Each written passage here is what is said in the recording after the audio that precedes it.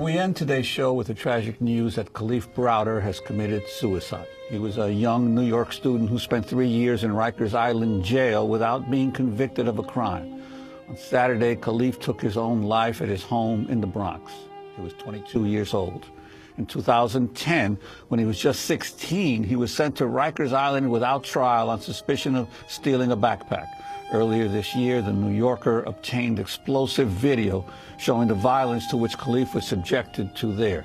Surveillance camera footage shows him being abused on 2 separate occasions. In one clip from 2012, the teenager is seen inside Rikers Central Punitive Segregation Unit, better known as the Bing.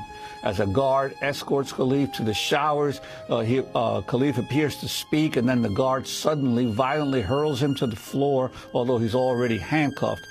In a separate video clip from 2010, Khalif is attacked by almost a dozen other teenage inmates after he punches a gang member who spat in his face. The other inmates pile onto Khalif and pummel him until guards finally intervene. Settling trend in the city of Cincinnati tonight. 4 murders in 4 days. Sunday, a woman shot in Northside. Monday, a man in Evanston killed. Tuesday, another man murdered in Avondale right outside the Boys and Girls Club.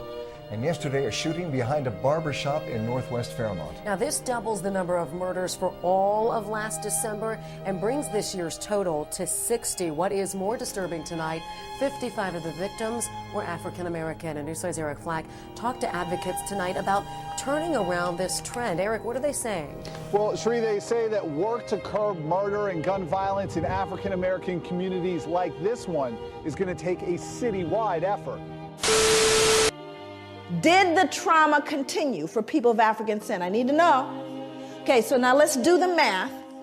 Hundreds of years of trauma, no treatment. Freed, more trauma, no treatment. What do you do the math? Do you think there may be residual impacts of that trauma? Of course there is. It didn't end, friends, and it hasn't ended yet.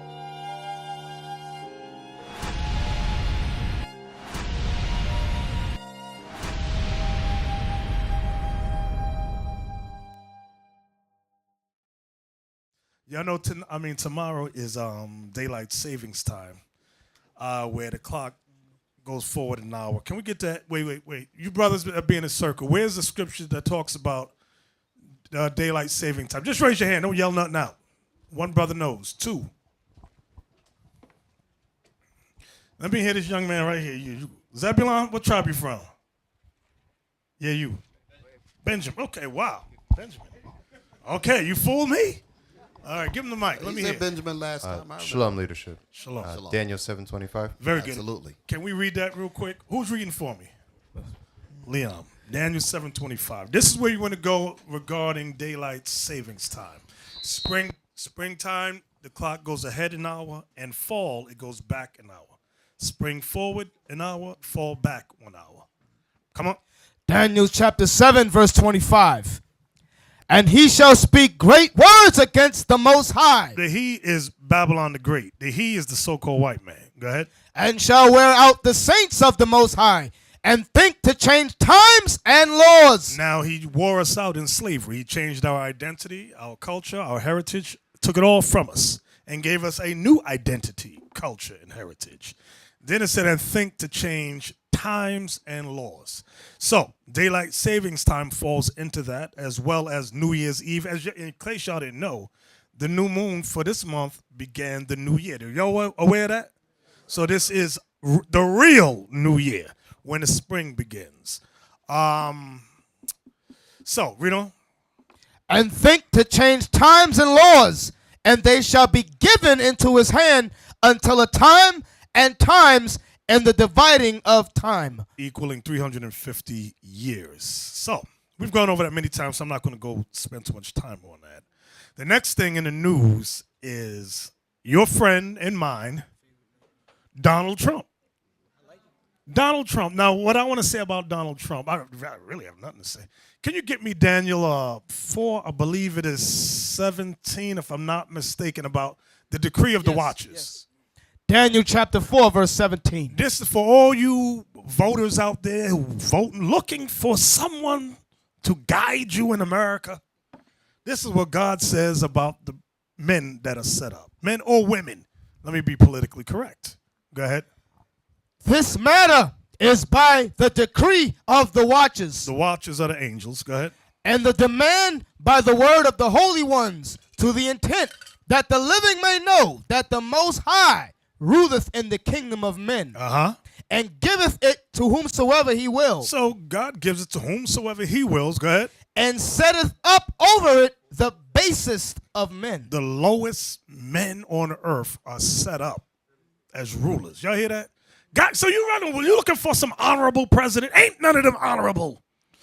The fact that they got lobbyists that fund their campaign should ring, what is that called? A red flag should go up.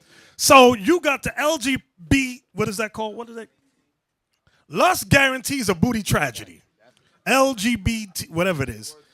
They give you, let's say Deacon Malachi running for president. They give him $5 million to fund his campaign. When he becomes president, who does he owe? Them. He got to fulfill what they want. So all these presidents, you're looking for some honorable person, you got to be insane. You don't know how this country works. Okay? Now, you may say, well, Donald Trump, he's rich. He doesn't have any lobbyists. That's one of his slogans. He does what he wants. Yeah, okay. Do you think they're going to let a madman destroy what they spent? They raped, robbed, and murdered everything here. You think they're going to let some little crazy rich man destroy what they built? No, they're not. Can you give me Daniel 2:40? Wait, before you get that, give me the CNN news clip about his, right here, here you go. This has been playing all day, all yesterday about Trump protesters versus supporters. Let's play that. Let's take a look. Chaotic scene in the latest flashpoint in the Donald Trump campaign to win the White House. A concern for safety Trump's campaigning in Chicago, forcing the GOP frontrunner to call off his campaign rally. What the tough-talking billionaire is saying about it. Here's ABC's David Wright. Tonight in Chicago, a college campus suddenly erupted. Police and protesters doing battle because political tensions have reached a boiling point. It all started inside the University of Illinois Pavilion, where 10,000 or so people had gathered to see Donald Trump, not all of them Trump supporters. Then an abrupt announcement. For the safety of all the tens of thousands of people that have gathered in and around the arena, tonight's rally will be postponed until another day. Thank you very much for your attendance, and please go in peace. Instead, all hell broke loose.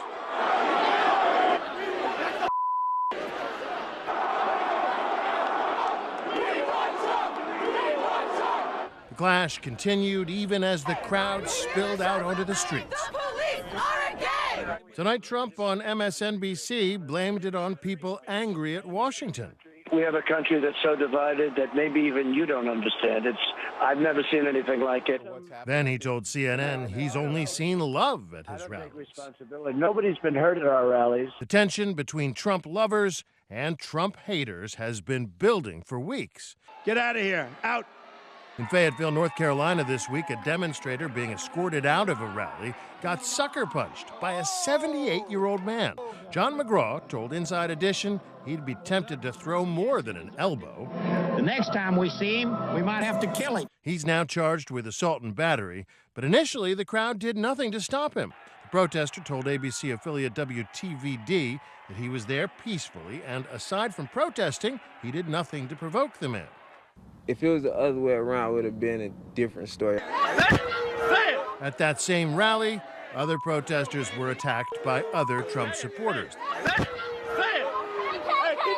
Wow. The candidate himself has been accused of stoking the anger of his crowds. We're not allowed to punch back anymore.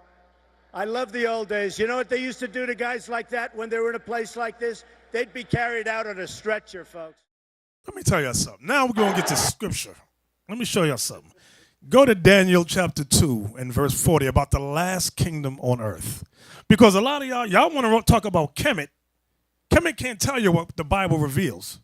Kemet don't know what's going to happen in this country. Kemet is foolishness. Let me tell you that. What is that? The hieroglyphs?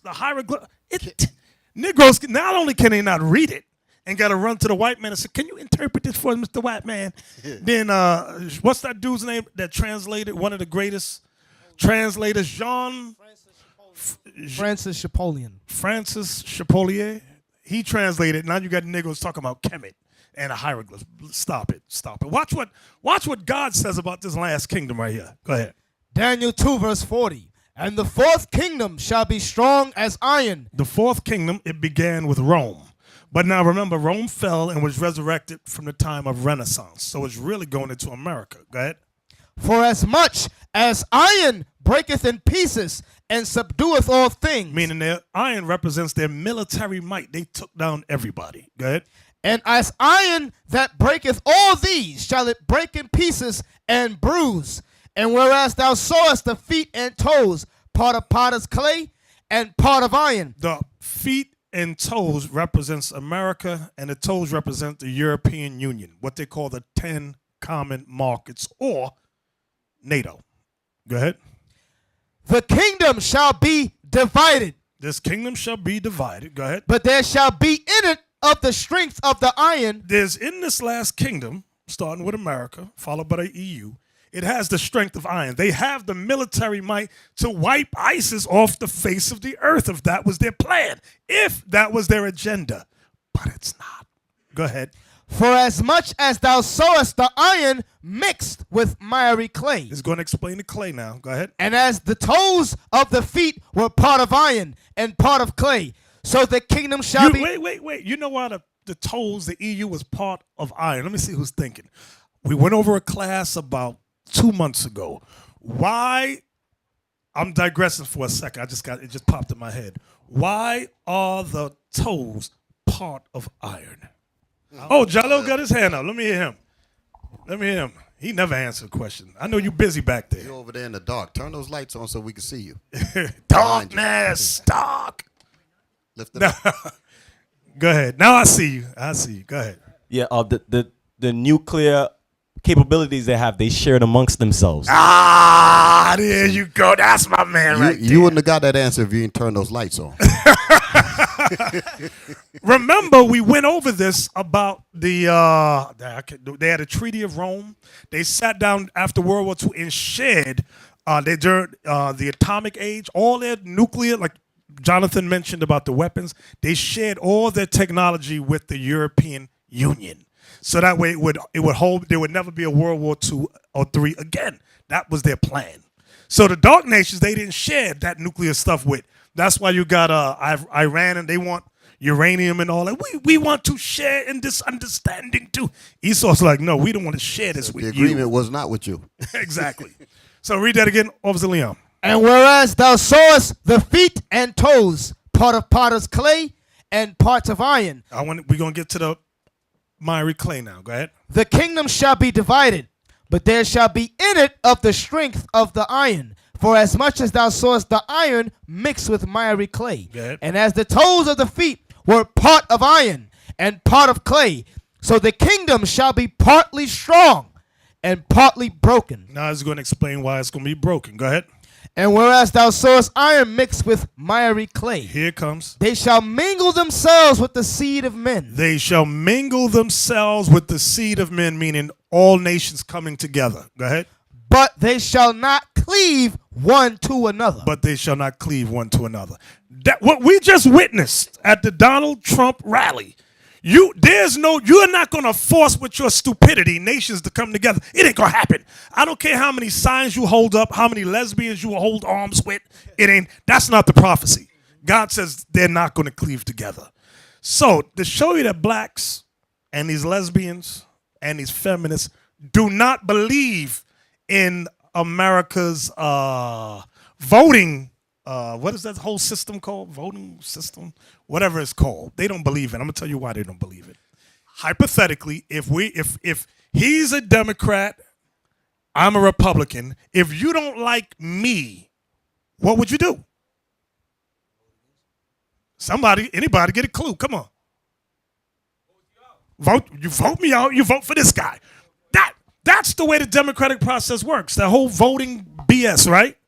But these blacks and lesbians, that LGBT, they don't believe that. That's why they make it their point to go to rallies. Now, it's not like the rally's public on the street.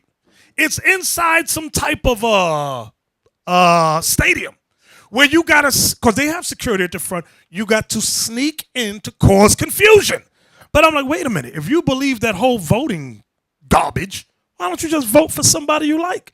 They don't believe that. This whole thing is right, they have an agenda. They have an agenda, and it's garbage. Can you give me that Lamentations 4:17, please? I thought you don't like somebody, you vote for the next one. They don't know. They say, no, that's not good enough. So they're saying that, not that I'm a Donald Trump guy. I'm not for any of them because they're all base. But if you're going to go into somebody's meeting and cause confusion, you deserve a punch in the face. I'm sorry. Pow! Shoot. That's like somebody walking up in here. Remember what them two, I don't know if they're lesbians, but remember Bernie Sanders, y'all know what I'm talking about? The two girls went up and snatched the mic out of his hand and took over his rally. I'm like, what the hell is this? Give me Lamentations 4:17. Lamentations 4, verse 17. As for us, our eyes has yet failed for our vain help. We have longed for our vain help from America. Go ahead. In our watching, we have watched for a nation that could not save us. You hear what the Bible says? The Bible says this place can't save us, but we keep hope alive. And we keep getting the short end of the stick. We must turn our sights towards the heavens, towards the one true God, and follow his word. So, let me say this to everyone.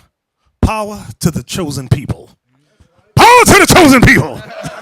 That's right. I got that from Molly. I heard the brother sing a song. I said, oh, that's good. That's good right there.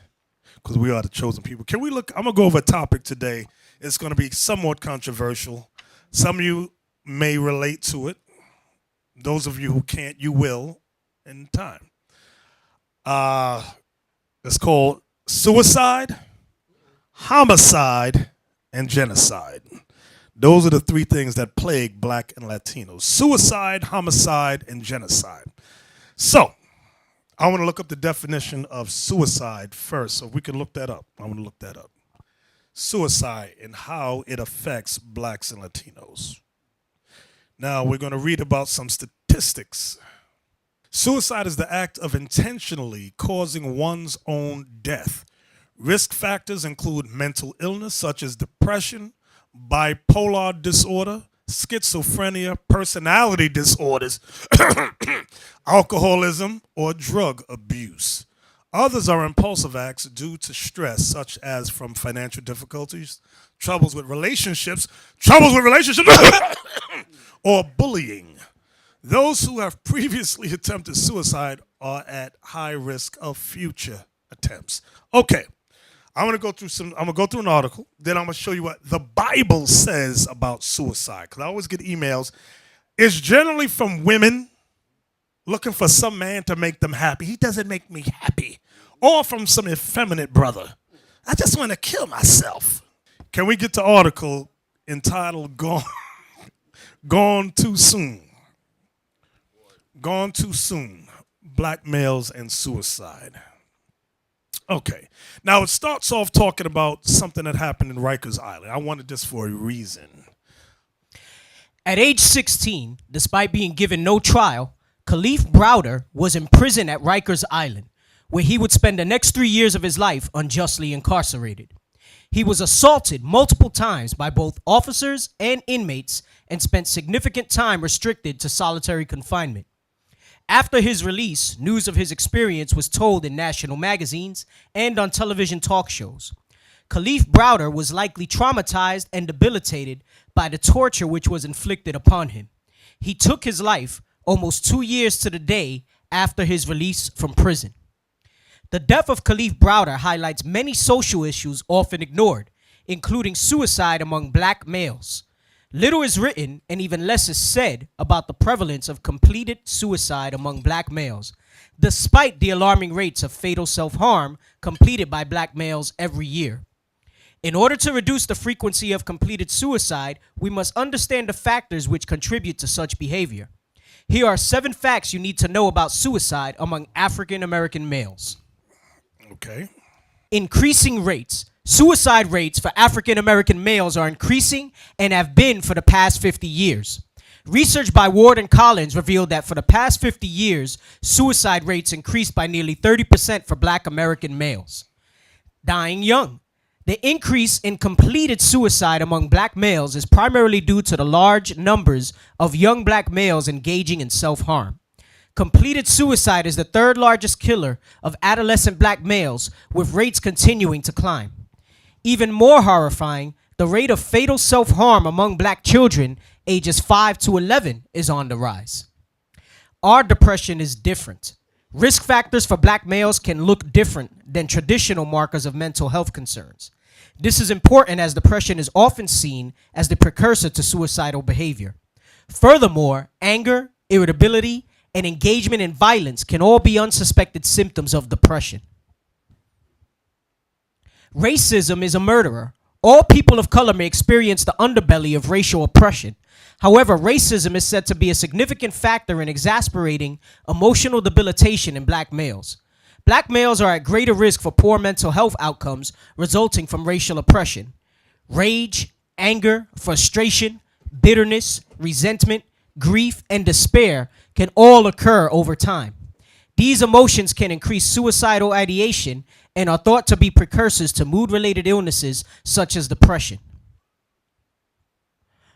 Risk of suicide. Another reason for the increasing rate in completed suicide within this group is because Black men are exposed to high rates of every social risk factor of depression and suicide. This includes poverty, unemployment, poor education opportunities, medical disease, lack of health care, and systematic oppression. Moreover, current incarceration and imprisonment increase risk of suicide.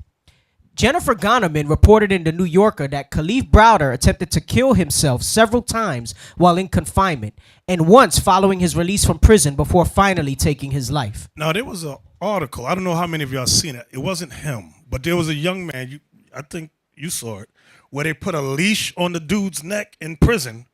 They beat him down. I can't. Y'all know what I'm talking about? Who know what I'm talking about? Y'all think I'm crazy here. It was a dude they beat down in Rikers. I think was it Rikers? And they put a leash on the boy's neck. I'm talking not the prison guards. I'm talking about the inmates. Beat the hell out of him. He woke up. He had a leash on his neck, and they took a photo. How they get the cell phone, I don't know, but they took a photo of him. And I think it was in a Huffington Post. I believe it was. All right, let's go back. Did we finish this? Okay. Is that the last one? No one understands? No one understands. Despite climbing rates and mental health concerns fueled by increases in fatal self-harm. Furthermore, these individuals are more likely to be misdiagnosed or disproportionately pathologized when seeking treatment. Some have mentioned that current criteria of depression and anxiety do not match the culturally nuanced manner in which mental health affects Black males. In my experience as a clinical psychologist, I have found that men are less likely to report frequent crying or sadness and more often report feeling stressed, angry, or irritable. And y'all all know men don't like to go in the corner and cry. We don't like to express our emotions the way women wear their emotions on a sleeve. Men generally don't do that. And we tell our sons, don't do that. So this is one of the reasons why young Black and Latin men commit suicide. Where were you at, Captain Joshua? Okay. Right there from the failure. The failure of mental health practitioners to accurately diagnose depression no doubt contributes to reluctance among these individuals to seek treatment. There is hope. Despite the challenges listed above, as a community, we can all play a role in addressing the mental health crisis gripping Black males. Social support remains among the most important factors shielding Black men from suicidal behavior.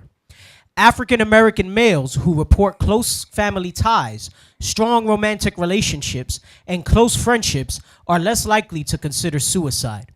Additionally, religious conviction and participation in religious activities can also assist in curbing or preventing poor mental health.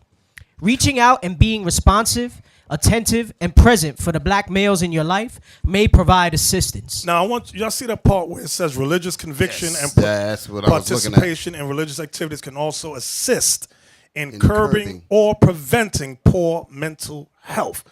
You brothers are the first line for our people on the street. You never know who you're going to come across or what problems they are battling with. There have been many times where we have come across sisters who have been raped and or molested by family members, and a brother just happened to be going over Leviticus 18, and that comes out. Brothers that deal with other types of things, like brothers who have been touched by that uncle. Y'all know what I'm talking about.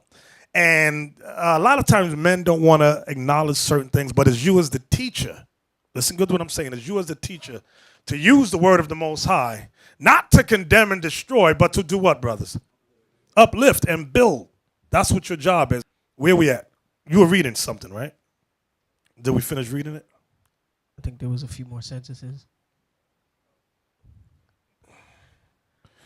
So the name of this article is Gone Too Soon, Black Males and Suicide. So this is the last part we had to read? Yeah, I think so. Go ahead. Additionally, religious conviction and participation in religious activities can also assist in curbing or preventing poor mental health. Reaching out and being responsive, attentive, and present for the black males in your life may provide assistance. Most importantly, no one has to be alone in helping friends and loved ones through difficult times. If you are someone you know is struggling, recommending they seek mental health treatment might inspire him to seek treatment. Such feedback can be a lifesaver. Okay, so now that was it on that article, right? All right. So many times people want to send you to some health professional. Now, we don't recommend you doing that because many of these health professionals have their own mental crises that they're going through. I'm going to go to the book of Tobit. Let's go to Tobit chapter 3. Start at 7. It mentions her name there. Verse 7. It came to pass the same day that in Ecbatane, a city of Media, Sarah, the daughter of Raguel, was also reproached by her father's maids. So they were mocking her. Go ahead. Because that she had been married to 7 husbands, whom Asmodeus, the evil spirit, had killed before they had lain with her. Dost thou not know? Meaning before the men, the husbands had lain with her. Go ahead. Dost thou not know, said they, that thou hast strangled thy husbands? Thou hast had already 7 husbands, neither was thou named after any of them. So she was never able to take on the family name. Go ahead. Wherefore dost thou beat us for them? If they be dead, go thy ways after them. Let us never see of thee either son or daughter. So it said, if they be dead, go thy ways after them, meaning go kill yourself. Go ahead. When she heard these things, she was very sorrowful, so that she thought to have strangled herself.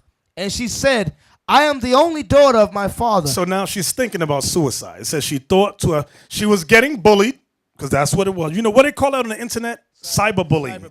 She was being bullied by everyone, saying, you killed your husband, you strangled them, which she didn't. She didn't do it. Why don't you go kill yourself? Now she's contemplating, maybe I should kill myself. Go ahead.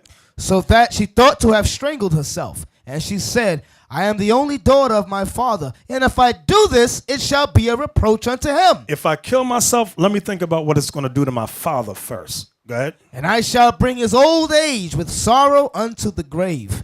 Then she prayed toward the window and said, Blessed art thou, O Lord my God, and thine holy and glorious name is blessed and honorable forever. Let all thy works praise thee forever.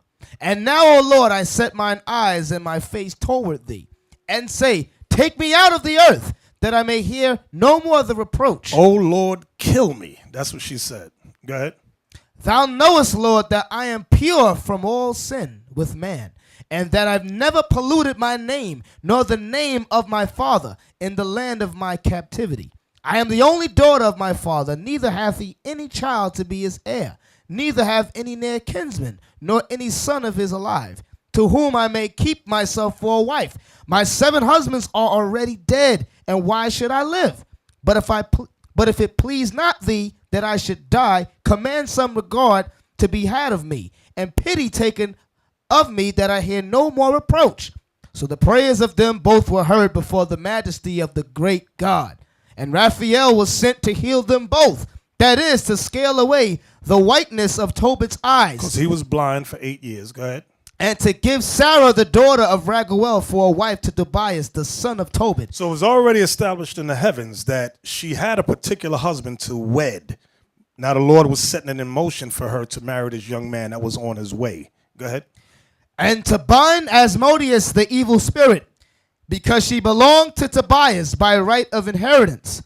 The self-same time came Tobit home and entered into his house. And Sarah, the daughter of Raguel, came down from her upper chamber. So Sarah, this young lady, she thought to kill herself. She wanted to commit suicide. She was depressed. Everyone mocked her. Your husbands are dead. You never laid with them. You didn't get none of their names. You know black people. You know how we do. You know how we get down when we mock somebody. So she was feeling anguish. Now, when you read the history of Tobit, it tells you that Tobias had, who knows what that scripture is where it says, he was chosen of thee from the beginning. Who knows what that verse is? Tobit 6 and verse 17. Watch this. And this is for these women. Choose my words right. This is for the woman that sits always. What's that expression they got with women? Always a bridesmaid, never a bride. And I got a friend like that. I love her dearly. But she used to say that to me and my wife. I'm always a bridesmaid, but never a bride. And she would cry and be upset. So you mean every time they threw the bouquet, she run, try to grab it. She knock you down. Going over her head. She can never grab it. Right? Watch these big burly women. Boom, boom, boom. They jumping for that bouquet. That was back in the day. This is a long time ago, brothers. That bouquet business ain't in the Bible, so That's don't look right. for that in Israel weddings. You got women right now. I'm gonna throw a bouquet. No. I ain't see no bouquet in this one. No, ain't gonna be none. You got it for me? Tobit 6, verse 17.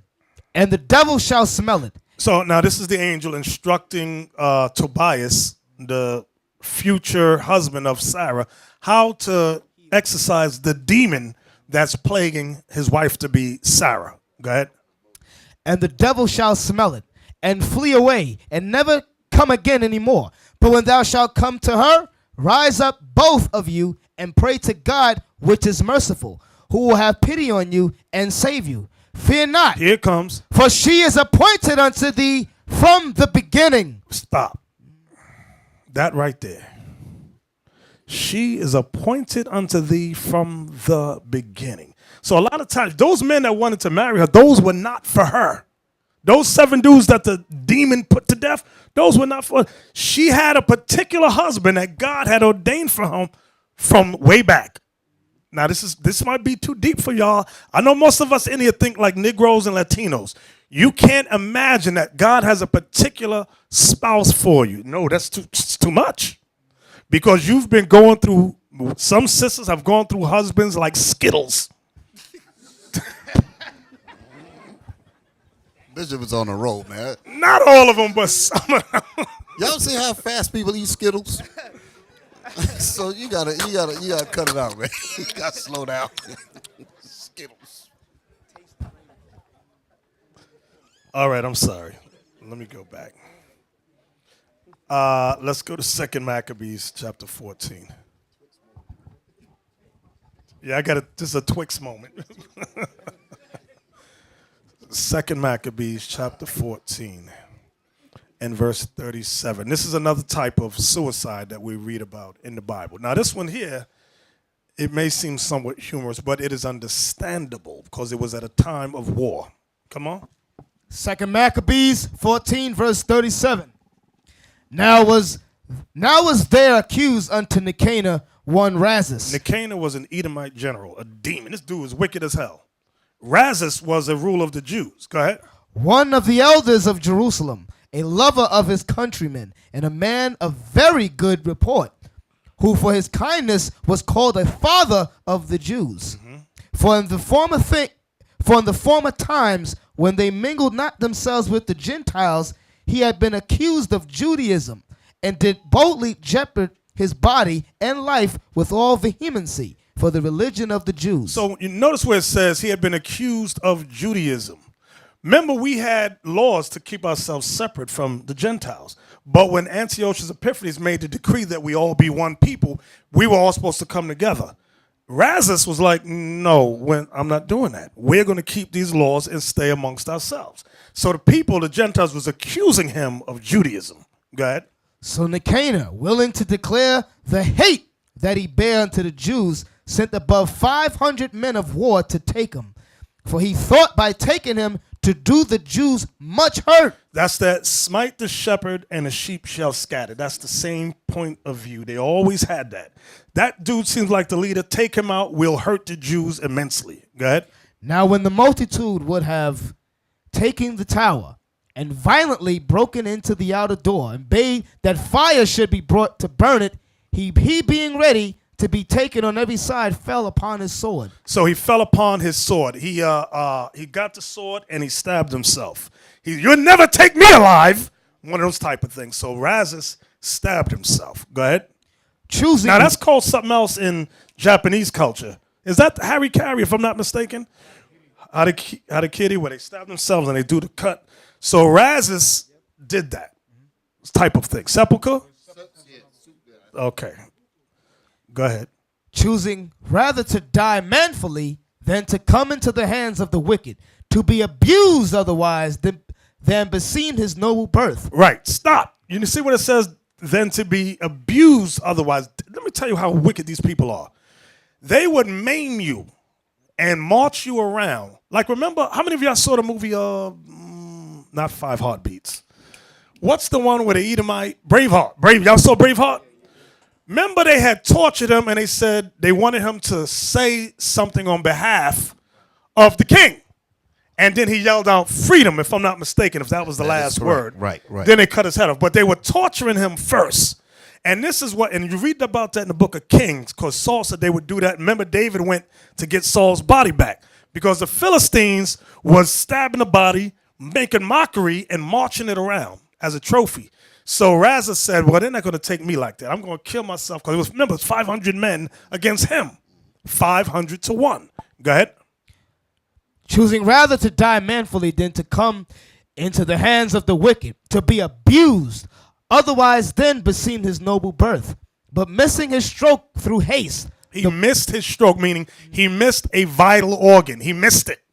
Go ahead. The multitude also rushing within the doors, he ran boldly up to the wall and cast himself down manfully among the thickest of them. But they quickly giving back and a space being made, he fell down into the midst of the void place. Nevertheless. Now that's some heavy stuff right there. That's some terrible stuff. So they bust through, he stabs himself. I pictured the whole They scene. bust through the door. Right. He ain't dead. He looks out the window. He sees a group of Edomites down there. He says, I'm going to jump on top of all of them. He jumps out the window. They see him coming. They all move out the way. He goes, plop, right on the ground. Dang. Now let's see what happens after that. Go ahead. Nevertheless, while there was yet breath within him, being inflamed with anger, he rose up, and though his blood gushed out like spouts of water, and his wounds were grievous, yet he ran through the midst of the throng, and standing upon a steep rock, when as his blood was now quite gone, he plucked out his bowels, and taking them in both his hands, he cast them upon the throng, and calling upon the Lord of life and spirit to restore him those again. You got to imagine what this is a bloody scene. He's taking out his own guts and throwing them on an Edomite, saying, Lord's going to restore all this to me. Just take, you know how long your intestines is? Like, I believe it's 28 feet, if I ain't mistaken. It's long. He's just taking this stuff and throwing it on Edomites. They ain't going to put this in a movie. No. Go ahead. He cast them upon the throng, and calling upon the Lord of life and spirit to restore him those again, he thus died. So the brother finally died after that. So that was another type of suicide. Next one is 2 Samuel chapter 17, which we read a few weeks ago. 2 Samuel chapter 17. Start at 22. 2 Samuel 17, verse 22. Then David arose, and all the people that were with him, and they passed over Jordan by the morning light, that there lacked not one of them that was not gone over Jordan. All right, let me fill in the space for the history. Y'all got to read this. King David and his mighty men and the people that followed David are in the wilderness. They're on the run from David's son, Absalom, right? It's Absalom. Absalom has a military to overtake and kill his father so that he could sit on the throne. So, Absalom has a counselor, which is, his name is Ahithophel, which was a counselor for David. But David also had another man, I believe his name is, bear with me, not Hussein. Who knows his name? The other counselor. Hushai, thank you, Hushai. David said to Hushai, listen, go to my son Absalom and give him another counsel other than what Ahithophel said. When you read this chapter, it tells you that when Ahithophel spake, it was like the angel of God came and spoke, because this dude was a smart brother. He could figure things. You know how you play chess? You always got that one dude that know what you're about to do 5 steps in advance. He was that type of brother. He knew strategy, Ahithophel. But the Lord had the spirit on, what's his name? Hushai. So Ahithophel says to Absalom, you know your father's in the wilderness. He's weak now. You can take him. Send your soldiers. Your father will be with the people, which he was. He said, and you can kill all of them. Now, which was the right counsel? Because David was tired as hell. But Hushai, what's his name? Hushai, thank you, came and said to Absalom, no. He said, you know your father is a mighty man. And the dudes he rolled with are mighty men. He said, they ain't going to be hanging with the people. They're going to be up somewhere else. And if you try and attack them, they're going to be like a mother trying to protect her cubs. And he's going to slaughter all your men. So Absalom thought, and the spirit had him agree with, what's his name? Hushai. So now, watch what happens in verse 23. 22? 22.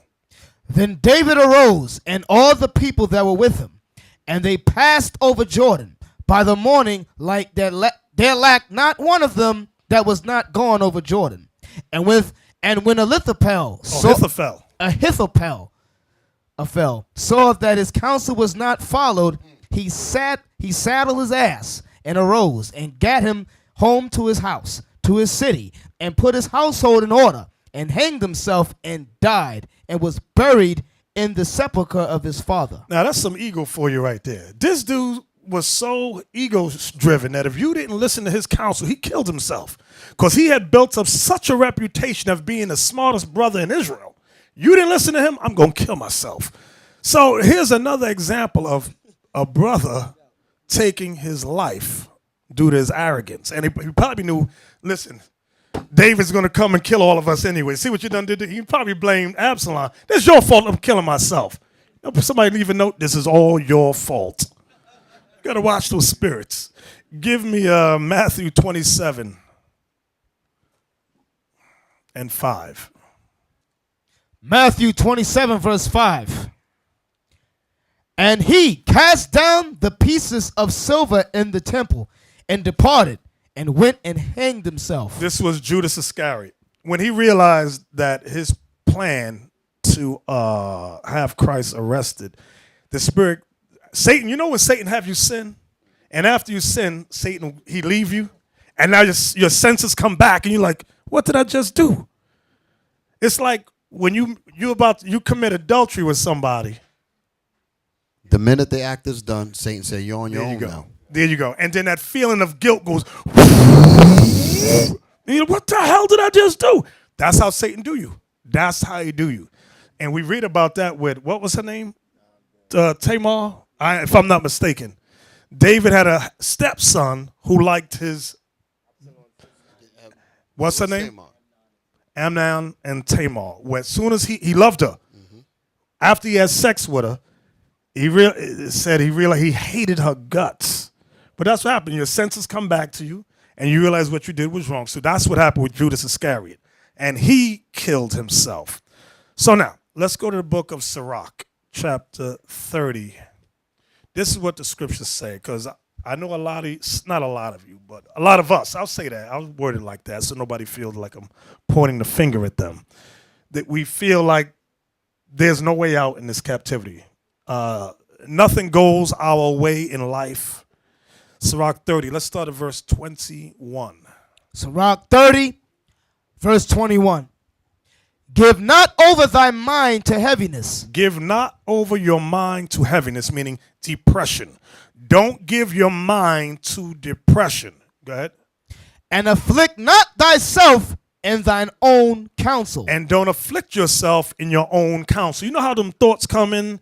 You ain't, and it's the devil. You ain't SH. You ain't never going to be SH. Why don't you just kill yourself? Your mama dead. Your daddy dead. Your baby dead. You have nothing to live for. You don't even have a job. Just kill yourself. These are the thoughts that come to your mind when you start to examine your life, and your life may not have gotten to the point where you want it to be. And you might be sick on top of all that. That's Satan. That's Satan in your head. Read that again. Give not over thy mind to heaviness. That's why another scripture, if y'all know where it is, help me out here, where it says the Lord will keep you in perfect peace. It's in Isaiah, I believe, whose mind is stayed on thee. Where is it? Isaiah 26:3. Real quick, let's get that. Isaiah 26:3. Thank you, Dan. Isaiah 26, verse 3. And this is what you need to remember when you feel those thoughts of depression. Come on, you. Go ahead. Thou wilt keep him in perfect peace, whose mind is stayed on thee. That's why we always tell y'all, when y'all get up in the morning, try and listen to the classes, okay? First thing in the morning, don't cut on the news. Such and so got killed and ran over by a car at 3. Such and such got beat down and robbed. You filling your mind, your early morning mind, with this junk. How about put on some easy listening music? Let's go there. Then let's put on a class where you can just whistle while you work. When I'm at work, I'm listening to a class. That's what I'm doing. And I'm being bored. What you listen to? Nothing. Be typing nothing. I got one earpiece I get and the other one I don't, so I can hear the boss running his damn mouth. But this one I got hooked up to my phone when I'm listening to a class or something. I keep myself laughing at work. That's what you got to do. You're sitting around depressed, dumb family members and friends. You know, just get all the bad news. Stop it. Let's go back now to where we were at. Where were we in? Sirach 30, verse 21. Sirach 30. Bear with me a second. In verse 21. Go ahead. Give not over thy mind to heaviness, and afflict not thyself in thine own counsel. Now that's a commandment. You know, like I'll get up in the morning, I'll look, you brothers, you get up in the morning, you look in the mirror and you're like,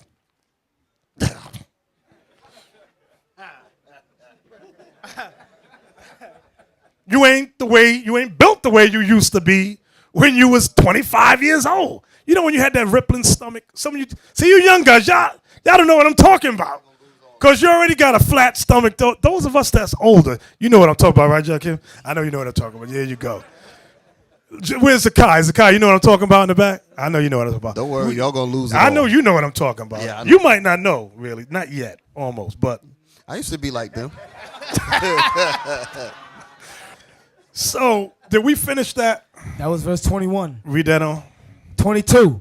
The gladness of the heart is the life of man. The gladness. What verse you at? 22. 20. Sirach 30, verse 22. Okay. The gladness of the heart is the life of man. The gladness of the heart is the life of man. That's why, y'all remember this movie that Robin Williams did? Something. He was a surgeon. Thank you, Patch Adams, where he would work. Was it a cancer? Was a cancer place with kids? It was. Thank you. And he would keep those kids laughing, and that helped prolong their life a little. So a lot of times, the Most High is telling us, read that scripture again. The gladness of the heart is the life of man. That's what the Bible's meant to make us glad. Think on the promises. Think on who you are. We are the chosen race, if you didn't know it. These things are supposed to keep us happy, not sad and depressed. Look what happened on channel. Remember when Princess Diane was killed, and there was a Negro on the ground crying like he was helping her pay rent or something. She ain't do nothing for him, but he was, oh, God, Jesus. Our people is crazy. Our people is saying, what did she ever do for him? Nothing. He just all emotional because she died. So read it again, Officer Leon. What verse is that? That was verse 22. Go ahead, read it again. The gladness of the heart is the life of man. The gladness of the heart is the people. Why you always laugh? I try to look for the good. I got to keep my, because there's a lot to be depressed about. There's a lot, but I need to find some. I like good brothers around me that like to laugh. We talk about good things and strategy we want to do in the scriptures. I like that. The history. When we talk about history, we be all excited. We don't got time for, oh, when this happened. You ever go home and you from a hard day at work and your wife go, this bill need to be paid and you got to pay this over here and you got to do it. And you, oh, God, shut up. Give me that scripture about the woman. Give me the scripture in Ecclesiastes 25:1. Ecclesiasticus 25, verse 20. As the climbing up a sandy way is to the feet of the aged, so is a wife full of words to a quiet man. Sisters, sometimes we like quiet. You know how hard it is for an old man to climb up a sandbank? It's hard for him. He ain't 25 no more. So God compares that hard task with a talkative woman. And she ain't talking about nothing joyful. She's depressing the man. Watch verse 23 now. Verse 23. A wicked woman abateth the courage. She takes your courage, brothers. Go ahead. Maketh an heavy countenance. A heavy countenance means a depressed mind. Go ahead. And a wounded heart. Mm-hmm. A woman that will not comfort her husband in distress maketh weak hands and feeble knees. Now there's a movie called Pursuit of Happiness. If you young men don't know what I'm talking about, look at the movie with Will Smith called Pursuit of Happiness. The brother, Will Smith, and it's a true story, he would get up 5 a.m. to sell these, what was they? Were they x-ray machines? Yeah. Heart monitors, something like that. And he wasn't making no money. Nobody was buying. The wife was cursed every morning. You're going out again, trying to sell that stuff. Just nagging the man. Then finally, she just left the dude, left the brother. And depressed, messed up the family. They got in a fight about the son. Very true story. And the man, what happened at the end? Remember, he got the job. What's his name? Chris Gardner. Chris Gardner. True story. He's what? Multi-millionaire now. Tag. She must suck eggs now. She mad. Tag, I had her. I let him get away. Yeah, she depressed the man. He had to sleep in the bathroom with his son. It was sad. But that's what we're read about here, which goes with what we read about. What verse was that back in chapter 30, verse 22. The gladness of the heart is the life of man, and the joyfulness of a man prolongeth his days. The joyfulness of a man. Sisters, y'all can't shout them brothers. We like to have a good time. 1 Esdras chapter 4, verse 29. 1 Esdras chapter 4. Okay. Yet did I see him and Apame, the king's concubine, the daughter of the admirable Bardicus, sitting at the right hand of the king, and taking the crown from the king's head. So this woman, who the king loved, he wanted her, she took the crown off his head. How disrespectful is that? Let's see what he does. And setting it upon her own head. She took the king's crown and put it on her own. Y'all know how disrespectful that is? And it wasn't in secret and quiet. It was in front of a host of people. That's how Zerubbabel was able to talk about it. Go ahead. She also struck the king with her left hand. And let me see. Some of y'all. Some of y'all get hooked with women that like to hit. You ever met women that like to hit? You know what I'm talking about. I hate that. I don't like to be hit. Don't smack me. I don't smack you. Don't smack me. I don't like that. But some of y'all, because you want the punani, you let her smack you. And this is what we're reading about right here. Read that part again. She also struck the king with her left hand. And yet for all this, the king gaped and gazed upon her. He just gaped and gazed upon her beauty. Go ahead. With the left hand. Didn't even smack her with the right one, the left hand. That's like a little added more disrespect. More disrespect, the left. Go ahead. With open mouth. If she laughed upon him, he laughed also. See that? If she laughed, then he laughed. He wanted to do whatever he had to do to keep her happy. Go ahead. But if she took any displeasure at him, the king was fain to flatter. He would flatter her. Go ahead. That she might be reconciled to him again. Just to win her back into his good graces. Was that it? That's it. So that's showing you, Zerubbabel was showing you the way, the power women have over men. And how men will do whatever they got to do to please that woman. Now let's go back to where we was at originally. Sirach 30, verse 23. Love thine own soul. Now, this is for all you depressed souls up in here. The Bible says, love thine own soul. Go ahead. And comfort thy heart. Remove sorrow far from thee. Remove sorrow far from thee. Go ahead. Remove sorrow far from thee, for sorrow hath killed many, and there is no profit therein. So God is telling you what sorrow does. Depression will kill you. You let your, that's why when it comes, even with death, I try not to sorrow too much. Somebody in my family died. Like when my mother died, I let my son I said, you got 5 minutes to cry. 5 minutes, go.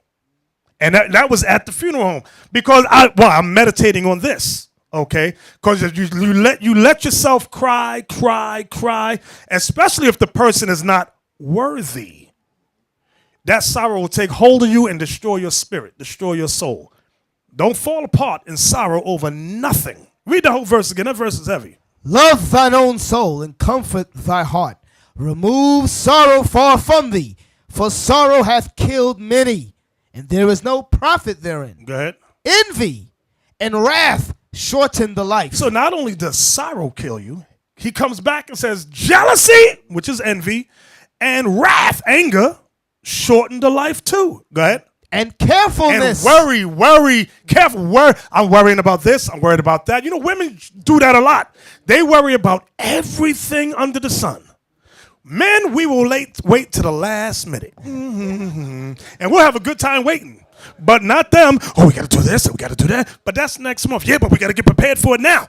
And they're all stressed out. Now the hair's falling out. They're gaining weight. They always got a Twix moment. Eat.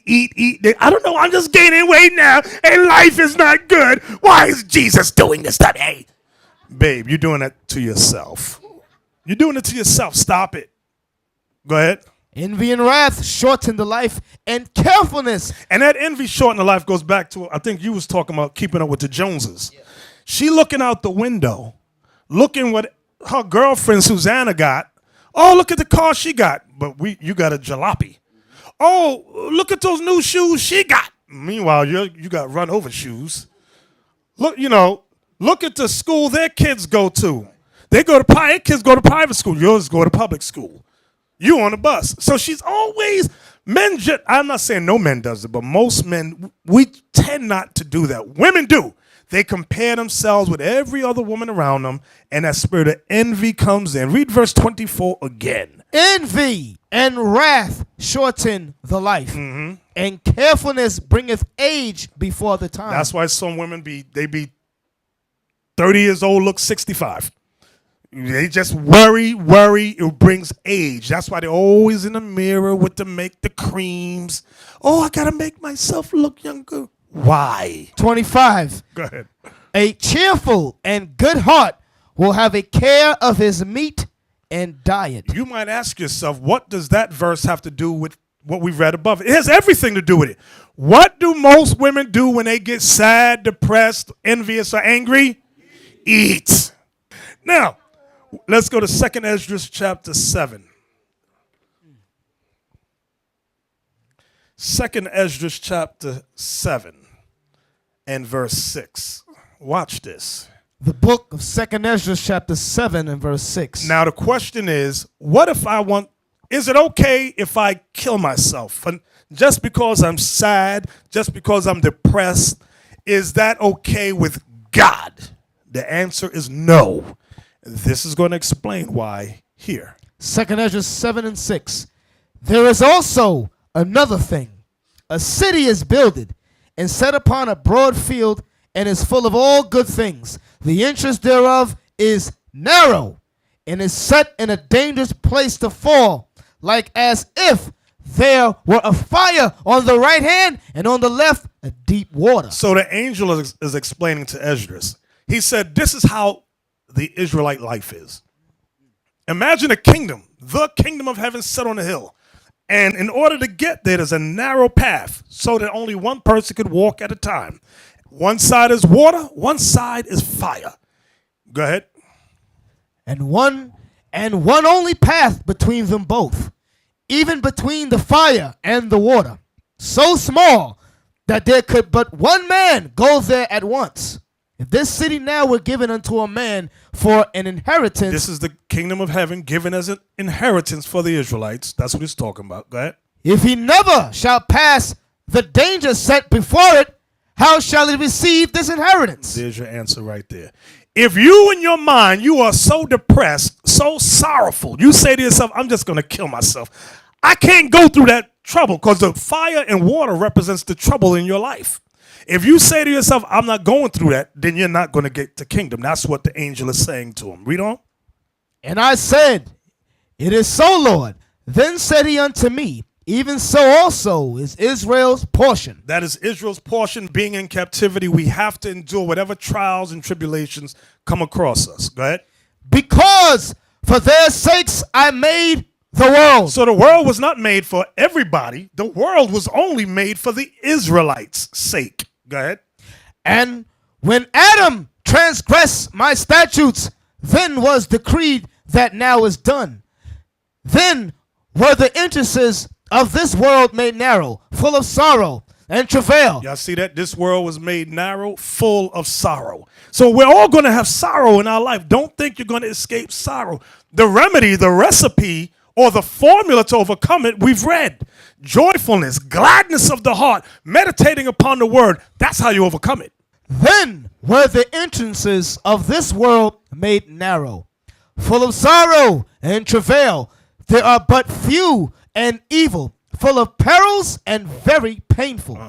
For the entrances of the elder world were wide and sure, and brought immortal fruit. Going back to the history of Adam and Eve. Back then, we had to do very little to inherit immortality. But because of Adam's sin, God said, nope, I'm going to make it troublesome for his seed, which is the Israelites, to inherit the kingdom. Go ahead. If then they that live labor not to enter these straight and vain things. If then they that live labor not to enter these straight, meaning narrow or difficult, go ahead. And vain things, they can never receive those that are laid up for them. That's the answer right there. So if you are so depressed, you say, you know what, I'm just going to kill myself. He says you're not going to get the kingdom. That's what he's saying. Meaning because you're going to keep coming back. You ain't going to escape that. You will come back. And by the end, if this dude, all he do is kill himself. He never went through nothing that I put before him. He cannot inherit the kingdom. He or she cannot inherit the kingdom. Everybody understand that? All right, for all you suicide thinkers out there, keep that in mind. Now, let's talk about the next thing that plagues blacks and Latinos. It's called homicide. Can we look that word up, homicide? Okay, I'll read it. Homicide, the deliberate and unlawful killing of one person by another. Murder, he was charged with homicide. The police department that deals with murders. Noun, homicide, detective from homicide, a murderer. Okay, so homicide refers to taking of life from another. Let's read the next article. It's called 5 Devastating Facts About Black on Black Crime. Okay, so I wanted this article because many times when we think about homicide, we often want to talk about white cops killing black youth. I came across this article which was published last year. So as I read it, it has a lot of information in it, and I thought it would be pertinent for us today. Go ahead. The mainstream American media is again happily hitting the Black Lives Matter crack pipe in its pernicious pursuit of high ratings.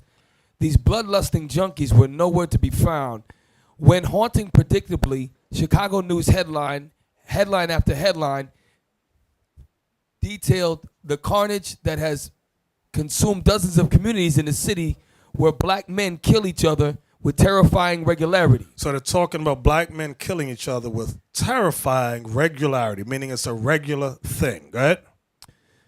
Where were these Black Lives Matter protesters after the slaying of Chicago's little Tyshawn Lee? The 9-year-old lured into an alley and shot to death by a black man seeking gang-related vengeance against his father. Now that's what we discussed a few weeks ago about the drug dealer that lured the little boy into the alley, killed him. But you don't hear nothing from Black Lives Matter, Al Sharpton, Jesse Jackson. They don't say nothing. Go ahead. Did little Tyshawn's murder at the hands of a black gangster an all too common occurrence in Chicago? not warrant wall-to-wall news coverage or Al Sharpton and Jesse Jackson style calls for justice? No. Why? Because the ugly truth behind Black Lives Matters is that black people killing other black people does nothing to advance its political power in the same way that one white cop killing a black criminal can. Now that part right there, it says because the ugly truth behind Black Lives Matter is that black people killing other black people does nothing to advance its political power in the same way that one white cop killing a black criminal can. What's interesting about that is y'all realize that Al Sharpton has he's on MSNBC, I believe, and he has a news section. All that was given to him as a result of him constantly hyping on whites killing blacks. So they made this deal with him. So now he got where he wanted to be. Now you don't hear nothing from Al Sharpton no more. Jesse Jackson, we're going to talk about him later on, but watch. Read on. Despite the media's overindulgence on white cops killing blacks, there is still a far larger amount of black bodies being sent to morgues by black killers. Pause. Notice that sentence. Despite the media's overindulgence on white cops killing blacks, notice the word overindulgence, there is still a far larger amount of black bodies being sent to morgues by black killers. You really don't see that on the news at all, unless you watch the first 48. Then you see it there. But on the media, generally, you don't. Go ahead. Here's 5 devastating facts liberals can't deny that prove it. Fact number 1. Let's pull up so we can read the whole thing. Go ahead. Fact 1. Fact number 1. Over 1,400 more black Americans murdered other blacks in 2 years than were lynched from 1882 to 1968. Wow. Y'all see the stats on that? Over 1,400 more black Americans murdered other blacks in 2 years than were lynched from 1882 to 1960. That was recorded. Go ahead. According to FBI data, 4,906 black people murdered other blacks in 2010 and 2011. That is 1,460 more black Americans killed by other blacks in 2 years than were lynched from 1882 to 1968, according to the Tuskegee Institute. Fact number 2. Black people, mostly men, commit a grossly disproportionate amount of crime. In 2012, white males were 38% of the population and committed 4,582 murders. That same year, black males were just 6.6% of the population, but committed a staggering 5,531 murders. Can I say something real quick? I'm thinking about those statistics that you just read earlier, and I know people say you always have to be careful with statistics, but facts are the facts. You can basically see what this is saying. I'm just picturing it in my mind like the sensationalism that goes along with everyone going after the white cop killing our brothers. And it's, if you can picture it in your mind, it is like, here we are running to get out there to protest the white cop doing something, and we step over 100 black bodies that were murdered by our brothers just so we can get on the front lines and protest against this one white cop. Y'all follow what I'm saying? We've disregarded 100 bodies that were murdered by our own brothers to get up there on the platform to speak about one white cop killing us. Go ahead. In other words, black people at just a fifth of the size committed almost 1,000 more murders than their white counterparts. The figures above highlight a horrific truth that black racialists and white liberals routinely ignore. Law-breaking black Americans, young black males particularly, put themselves in close proximity to mostly white male police officers at a rate sometimes 5 to 10 times higher than whites. This is a recipe for disaster. Thusly, fact number 3. Despite making up just 13% of the population, blacks committed half of homicides in the United States for nearly 30 years. Department of Justice statistics show, DOJ, Department of Justice statistics show that between 1980 and 2008, black people committed 52% of homicides. In 2013, black criminals committed 38% of the murders. Whites accounted for just 31%.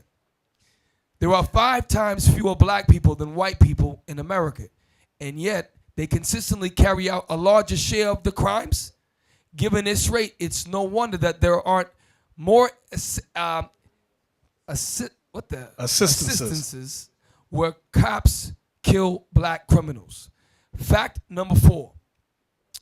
Chicago's death toll is almost equal to that of both wars in Iraq and Afghanistan combined. Now, if you didn't know nothing else about the statistics, you know number 4 has been a big thing. Even Spike Lee did a movie called Chirac and was talking about the death toll in Chicago alone. Go ahead. There have been almost as many deaths in one American city as there have been in the 2 major wars carried out by the U.S. military this century. Chicago's death tolls from 2001.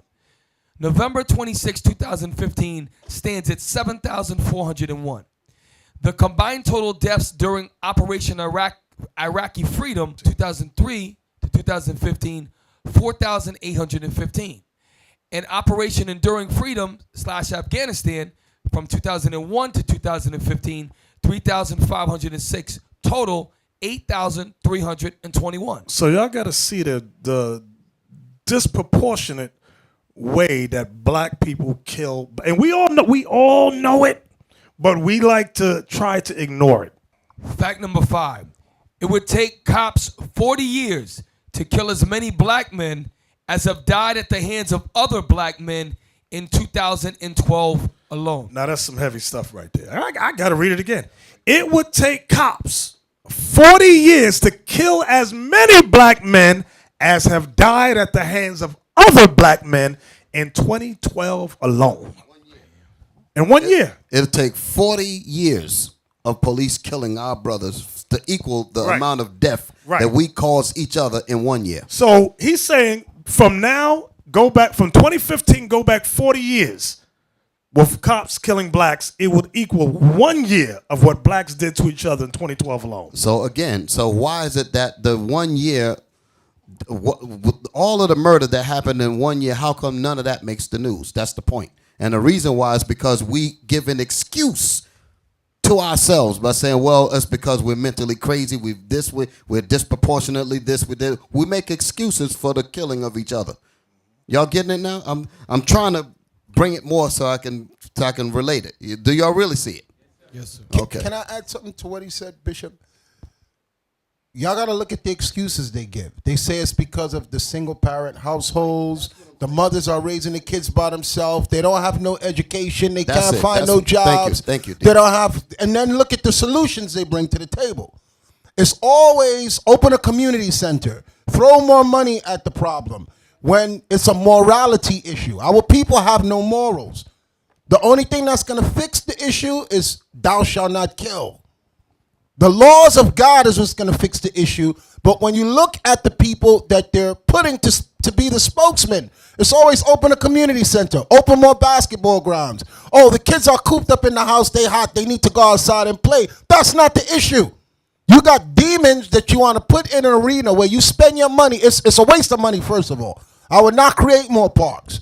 Okay? What you need to do is what we're doing. We're instilling morality. Our people have no morals. They're undisciplined. They're ignorant to God. They're ignorant to what love is amongst each other. They don't have the commandments. So they go behind the excuses, because when you listen to these black shows or the great thinkers of black people, they all say the same thing. They go up there and they speak and they speak and they speak and they point out the situation with no solutions. No black leader has ever come up with a solution. I hope y'all understand that. Now, we didn't finish fact 5. Can we finish this? Fact number 5 again. It would take cops 40 years to kill as many black men as have died at the hands of other black men in 2012 alone. University of Toledo criminologist Dr. Richard R. Johnson examined the latest crime data from the FBI's supplementary homicide reports and Centers for Disease Control and found that an average of 4,472 black men were killed by other black men annually between January 1st, 2009 and December 31st, 2012. So that means every year, 4,472 black men are killed by other black men every year. That's the equivalent of the stats. Read on, Captain. Professor Johnson's research further concluded that 112 black men died from both justified and unjustified police-involved killings annually during this same period. So look at the stats. So during the same period, okay, it said blacks died at the hands of whites. 112 black men died annually. He said if you equal it all out, 112 black men died from justifiable meaning you running at the cops going bam, bam, bam, and the cops shoot back and you die. And unjustified meaning like when that cop shot that boy who had the knife and was walking away. Y'all remember that in the news? That's unjustified. And he put the whole clip in him. That's unjustified. Or the cop that ran into the house in Brooklyn and bust the brother up, say he had a weapon, he didn't have no weapon. Grimaldi Graham, right. Bronx. That's unjustified. So he says, Professor Johnson's research further concluded that 112 black men died from both justified and unjustified police-involved killings annually during the same period. So that's, when you equal it up, look at it, it says 4,472 black men killed other black men during the same period. So when you look at it, 4,472 and 112. Both is bad. We're not saying any of them is good, but give me the words. The point that the writer is making is how come there's nobody speaking up against black on black crime? Do you understand the point? Okay, now let's hit the scriptures. Get me, Officer Leon, Genesis 4, verse 8. We're going to talk about murder, homicide. Genesis 4 and 8. Let's start with began. Come on. Genesis 4, verse 8. And Cain talked with Abel, his brother. And it came to pass when they were in the field that Cain rose up against Abel, his brother, and slew him. And the Lord said unto Cain, where is Abel thy brother? And he said, I know not. Am I my brother's keeper? That spirit that was in Cain, that jealous, envious spirit, because it tells you he was jealous over his brother Abel. It said God had accepted Abel's sacrifice, but he did not accept Cain's.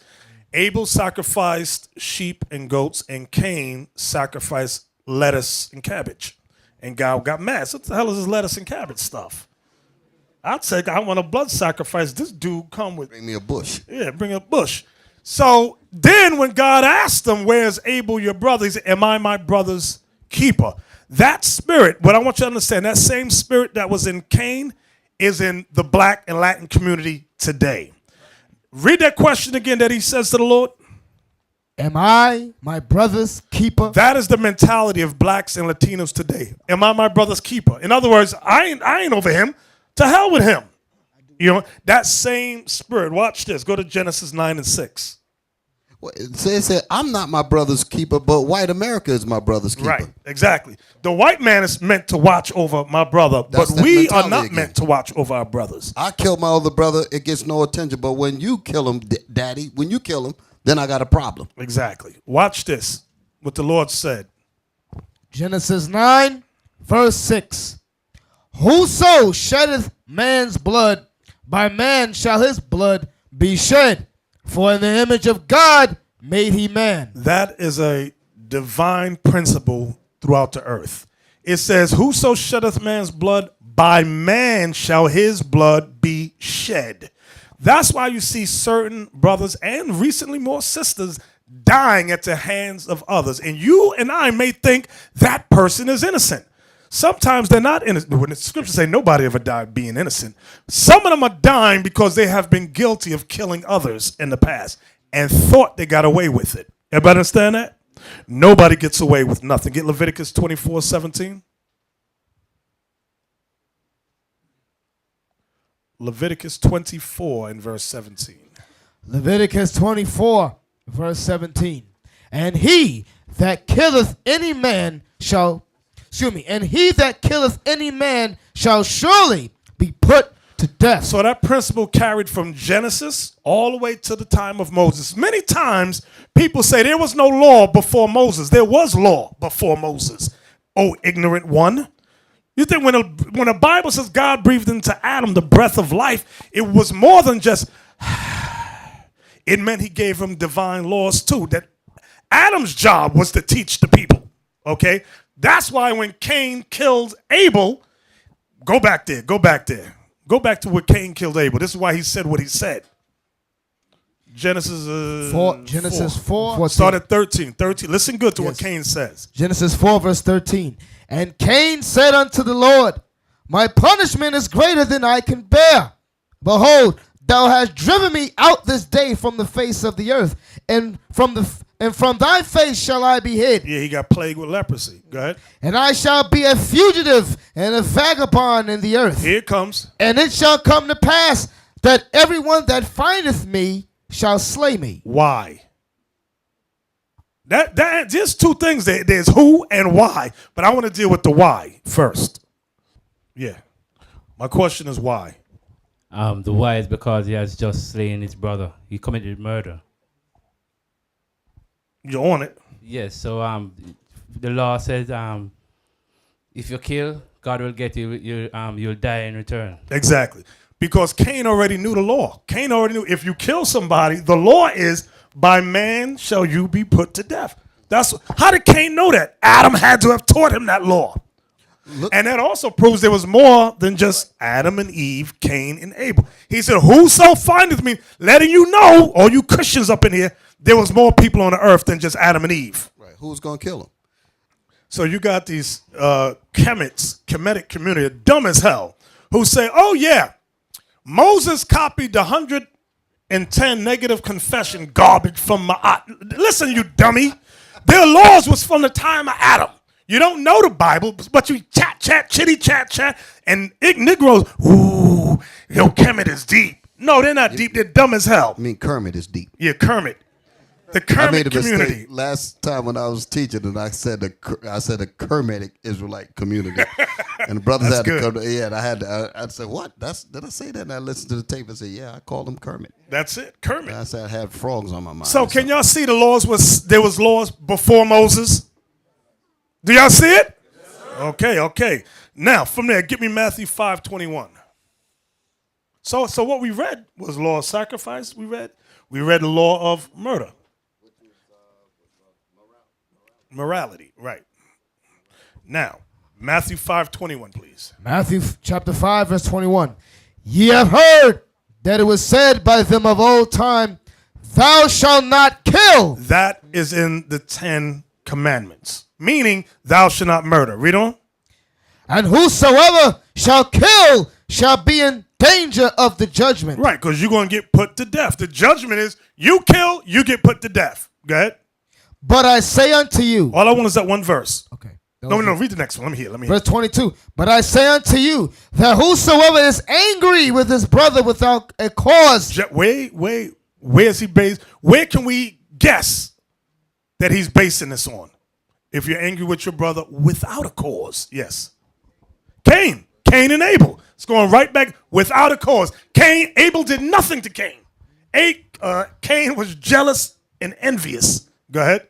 But I say unto you that whosoever is angry with his brother without a cause shall be in danger of the judgment. Right, because that's the road to destruction. You're walking that path that Cain walked. Watch this. First, you want to read the rest of it? Okay, go ahead, finish it. And whosoever shall say to his brother Rakah shall be in danger of the council. But whosoever shall say thou fool shall be in danger of hellfire. You know how people play the dozens? We like to say things that hurt other people's feelings, okay? It says it goes from council to, what was it? After the council goes to where? Hellfire. Hellfire, meaning there's steps. Because you're supposed to be corrected first. You keep doing it because it's a spirit of hatred. Then it's going to lead to destruction. 1 John chapter 3, verse 15. Now, what we just read, what we're reading these are things we must, listen to you brothers that are teaching and you up and coming teachers. I saw some of y'all was in Newark, in Jersey yesterday, right? Newark ain't no nice little city in Jersey. Negroes go crazy in Newark. So the basic things we're reading here has never been taught to them. So it's our job to teach these things. Come on, Leon.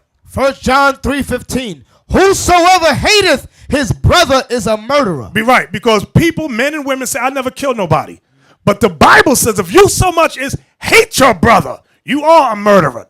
Go ahead. And ye know that no murderer hath eternal life abiding in them. That's the same thing Christ was saying in Matthew 5, verse 21. Now get Deuteronomy 19:11.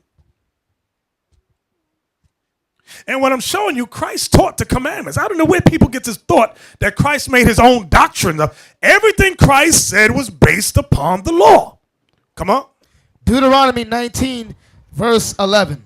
But if any man hate his neighbor and lie in wait for him and rise up against him and smite him mortally that he die, and fleeth into one of these cities, then the elders of his city shall send and fetch him thence, and deliver him into the hand of the avenger of blood, that he may die. Now this law was heavy. There was two laws for murder. One law was accidental, and one was presumptuous. The accidental law you had to run. Let's say, you gave an example.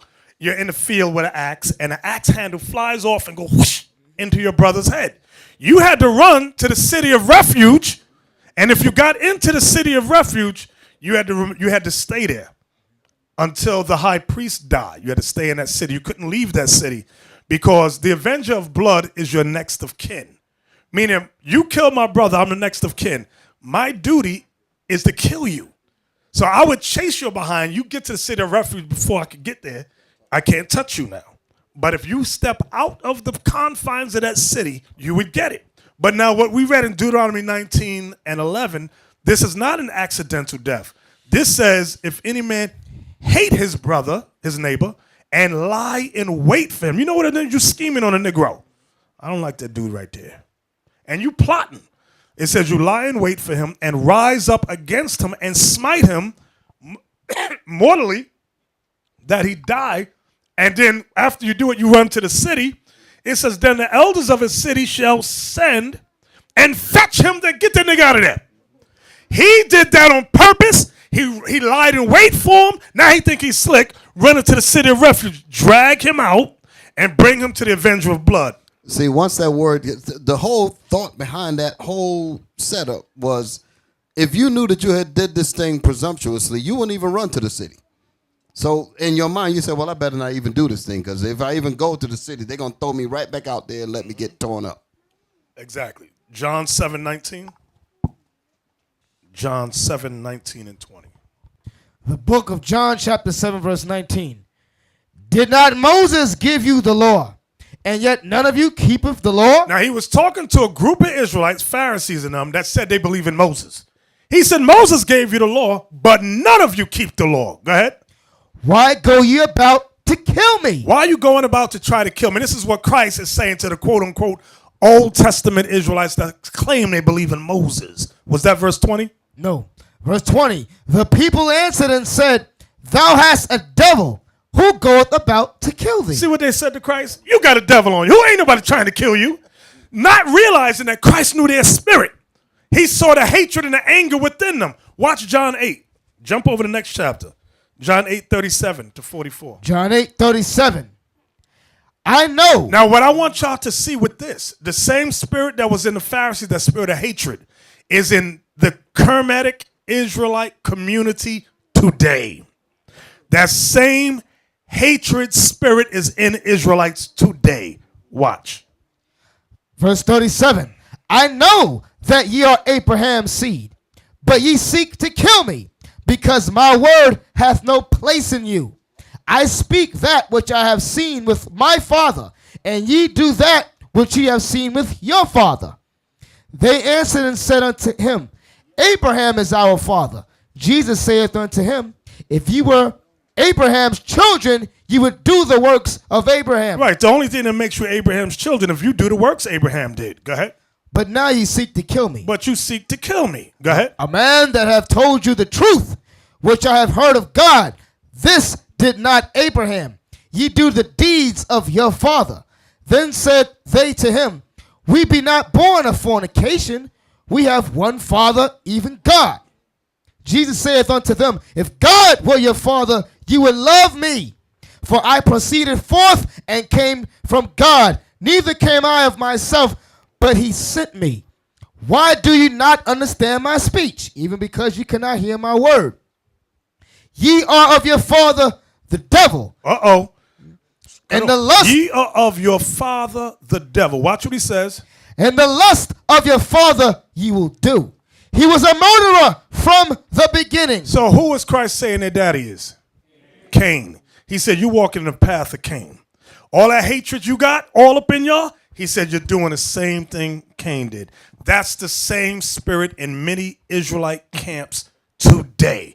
Cut on the video, you'll hear the hatred. Ye are of your father, the devil, and the lust of your father ye will do. He was a murderer from the beginning and abode not in the truth, because there is no truth in him.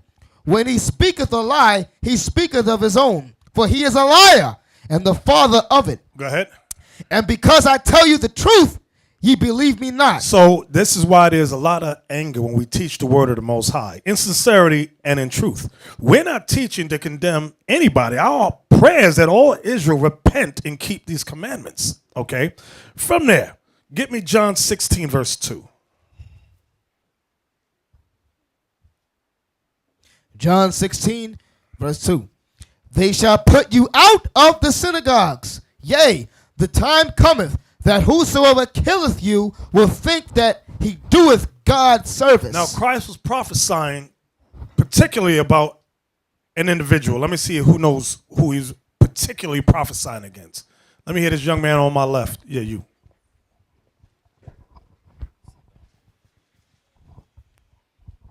Shalom. Shalom. Stephen? No, Stephen didn't put nobody to death. Oh, Paul? Yes. Whose name originally was Saul, later became Paul. He really thought he was doing God's will by executing the disciples of Christ. Not just him, you had many others. Men that took oaths that they would not eat for until they have killed Paul. They fasted until they would kill Paul. So you had the spirit of hate, the same spirit of hatred and anger and jealousy you read about in the Bible. What I want y'all to understand is in the Israelite community today. Don't sleep and think. I used to think all Israel was righteous. Bishop, you made a heavy, heavy point. The analogy that he gives between Cain and Abel. Can we just go back to read that story for a minute? And you're going to find more.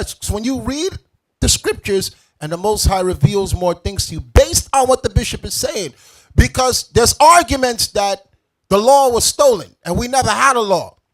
Okay? And the bishop is showing you how not only there was a law, but the hatred started back from the very beginning with the first men of righteousness.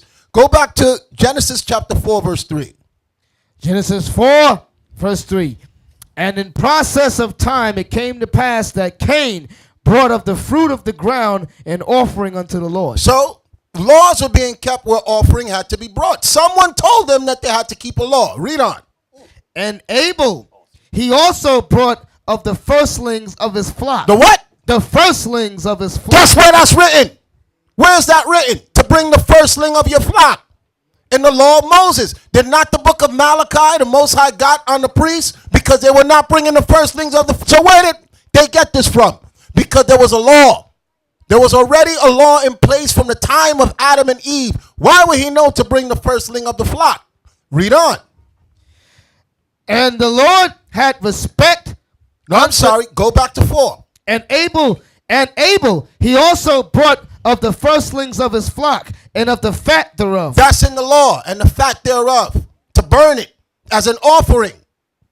Okay, when you read in the law of Moses and when the Most High was getting on the Levites in the book of Malachi. So there was a law. Read on. And the Lord had respect unto Abel and to his offering. Because he was doing the right thing according to the priesthood. Read on. But unto Cain and to his offering he had not respect. That's how the Most High deals with the camps. He's going to respect the ones keeping the commandments, and he's not going to pay any attention to the ones who are not keeping the commandments. So I'm showing you how this goes all the way back to Adam and Eve. Read on. And Cain was very wroth and his countenance fell. Y'all got to look at why he was mad. Because he didn't want to keep the commandments. He had an air of being a man of God or going through the motions as Israelite that we call ourselves today, even though Israel wasn't a nation back then. But inside of him, there was a war to do what God wanted. The same way you see with men now. Read on. And the Lord said unto Cain, why art thou wroth? Why are you mad? Why are you mad, Cain? And the reason why he's mad is because exactly what the bishop said. Read on. And why is thy countenance fallen? His face was fixed like, damn, why I got to do this?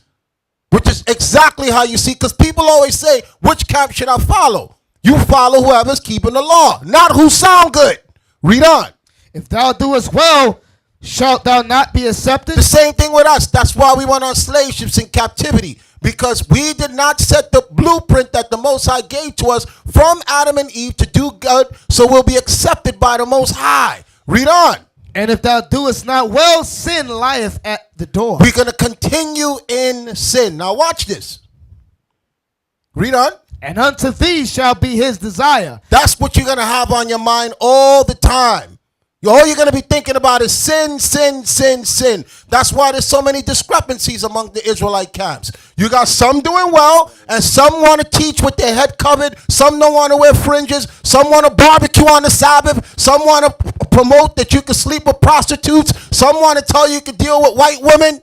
It's the same thing going on with Adam and Eve during Cain and Abel. Read on. And unto thee shall be his desire, and thou shalt rule over him. So some of these leaders, their desire is to walk in sin. Read on.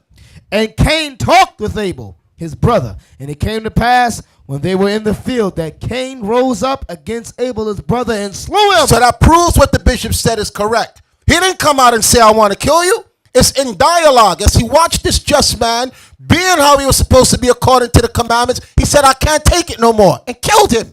Did that not happen to Christ? You had the Pharisees, the Sadducees, the scribes, and the lawyers with the law. Then Christ stepped on the scene, and then they decide, look, we got to kill this nigga. He's talking, and everybody's believing on him. So the bishop made a good analogy to show you that the mindset of the people today have not changed since Cain and Abel. You have men that are speaking, that are watching, just men that hate them. And when the opportunity arises, they will kill them. Just listen to their speech. I hope y'all understand that.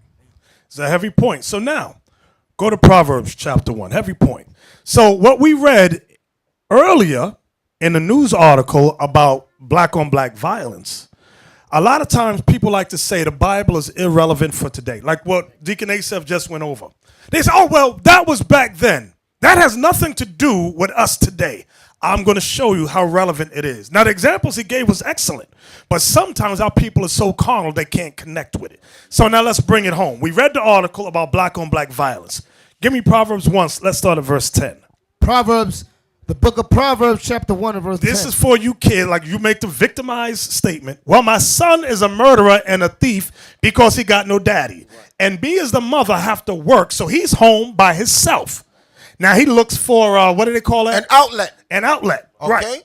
So now, this is where you go, brothers. Proverbs 1 and 10. Come on. My son, if sinners entice thee, consent thou not. If they say, come with us, let us lay wait for blood. Let us lurk privily for the innocent without cause. What does that sound like today, brothers? Who sits around and says, yo, chill with us. Yo, chill with us, and let's lay wait for blood? Who does that today? Gang members, particularly. Gang members. Go ahead. Let us swallow them up alive as the grave and whole as those that go down into the pit. We shall find all precious substance. We gonna get paid, G. Go ahead. We shall fill our houses with spoil. Go ahead. Cast in thy lot among us. Let us all have one purse. Y'all see that? So you go, you do some evil over there. You go do some evil. At the end, let's come together and let's all have one purse. And we can divide what we all stole during the day. What we're reading here is gang initiation. That's verse 10. That's right. My son, if sinners entice thee. That's right. You men got to understand it and see what we're reading here. The Bible is very relevant. You're not going to read this in the hieroglyphs of Egypt. Or the negative confessions. Or the negative confessions of Ma'at. Of Ma'at. Bishop, here it is in the law of Moses. Go to Exodus 22, verse 2. Oh, 23 and 2? Yes. What you just said in Proverbs that Solomon wrote, it was already, we're showing you how these laws have been in place since the dawn of time. Exactly. Okay? Exodus 23, verse 2. Exodus 23, verse 2. Thou shalt not follow a multitude to do evil. And that's what gangs get you to do. They initiate you in the gang, and then they tell you, go kill for us, go rob for us. If anything happened to you, we got your back. Exactly. Read on. Neither shalt thou speak in a cause to decline after many to wrest judgment. Not to follow the laws of the Most High, to break the laws of the land, because they believe that it's necessary for their survival. That's why it's very important for you brothers on the street. Learn this book. Teach. There's so much more in here than the white man is the devil. Exactly. Much more. There's medicine here to help all the ills of our people. Read. For their feet run to evil and make haste to shed blood. Surely in vain the net is spread in the sight of any bird. Surely in vain the net is spread in the sight of any bird. There are traps set out here for you brothers. For example, poverty is a socialized trap. Keep a particular group of people poor. What are they going to do? Rob. A lot of times you might run up on the wrong brother. And you're going to have to kill him or he's going to kill you. That's right. At the end of the day, if you win, you go where? Jail. It's a trap. That's why it says, surely in vain the net is spread in the sight of any bird. Go ahead. And they lay wait for their own blood. The blood of their own people. Go ahead. They lurk privily for their own lives. Right. So they're not robbing and stealing from white folks. Them that are no, they look for the man, the black woman. That's who they hunt. That's right. We hunt ourselves. And then we make excuses for when we rob each other, when we kill each other. Exactly. We don't allow. It's okay. Put it in the. You know don't even talk about it, Bishop. Where it says not to follow a multitude to do evil, and what did it say in Proverbs? My son, if sinners entice thee, consent thou not. Say that again. My son, if sinners entice thee, consent thou not. Now, some of you don't know about this. I'm talking to the older generation. Remember when your mama, when she was in the house, so your father would tell you, I want you in the house before the street lights come on. Mm-hmm. I want you to come straight home after school. Okay, I don't want you hanging with that crowd. That's from the scriptures. Yep. Because how did we get into, I know when I got into trouble, it's when my parents split up. Okay, there was nobody to watch me no more. So I took to the streets. It wasn't because of the statistics and the environment around me. If I would have just followed what the scripture said, I would have been fine. Because all the kids who their parents did not let them run the streets, they went on, they got degrees, they became successful with business, and they didn't get in no problem, no criminal record. But the scriptures is explaining you the healing, the way that you heal your people. You keep them away from sinners. And that's what the bishop is trying to tell you. The answers to fix the problems in the community. You ever heard the saying, one bad apple spoiled a whole bunch? Mm-hmm. When I was growing up, we knew who the bad guys were. Right. You knew that's Tyrone. He got a gun. Word, he got a gun. Or he got a knife. Or he could fight. I didn't know that until I got old enough to be in the presence of them. And they led me away to do evil. Mm-hmm. So the scriptures is 100% in the medicine that you need to stop the problems. Not create a basketball game. Exactly. Right. Verse 19. Verse 19. So are the ways of everyone that is greedy of gain. So are the ways of everyone that is greedy of gain. Go ahead. Which taketh away the life of the owners thereof. So the Bible, brothers and sisters, has all the answers. All of them. Give me Micah 2 and 8. Micah chapter 2 verse 8. Y'all think crime just started here in America without people? No, it didn't start. Well, we read in Proverbs that's not in America. We was doing wickedness. That's why we went in slavery. That's right. Watch Micah 2 verse 8. Micah 2 and 8.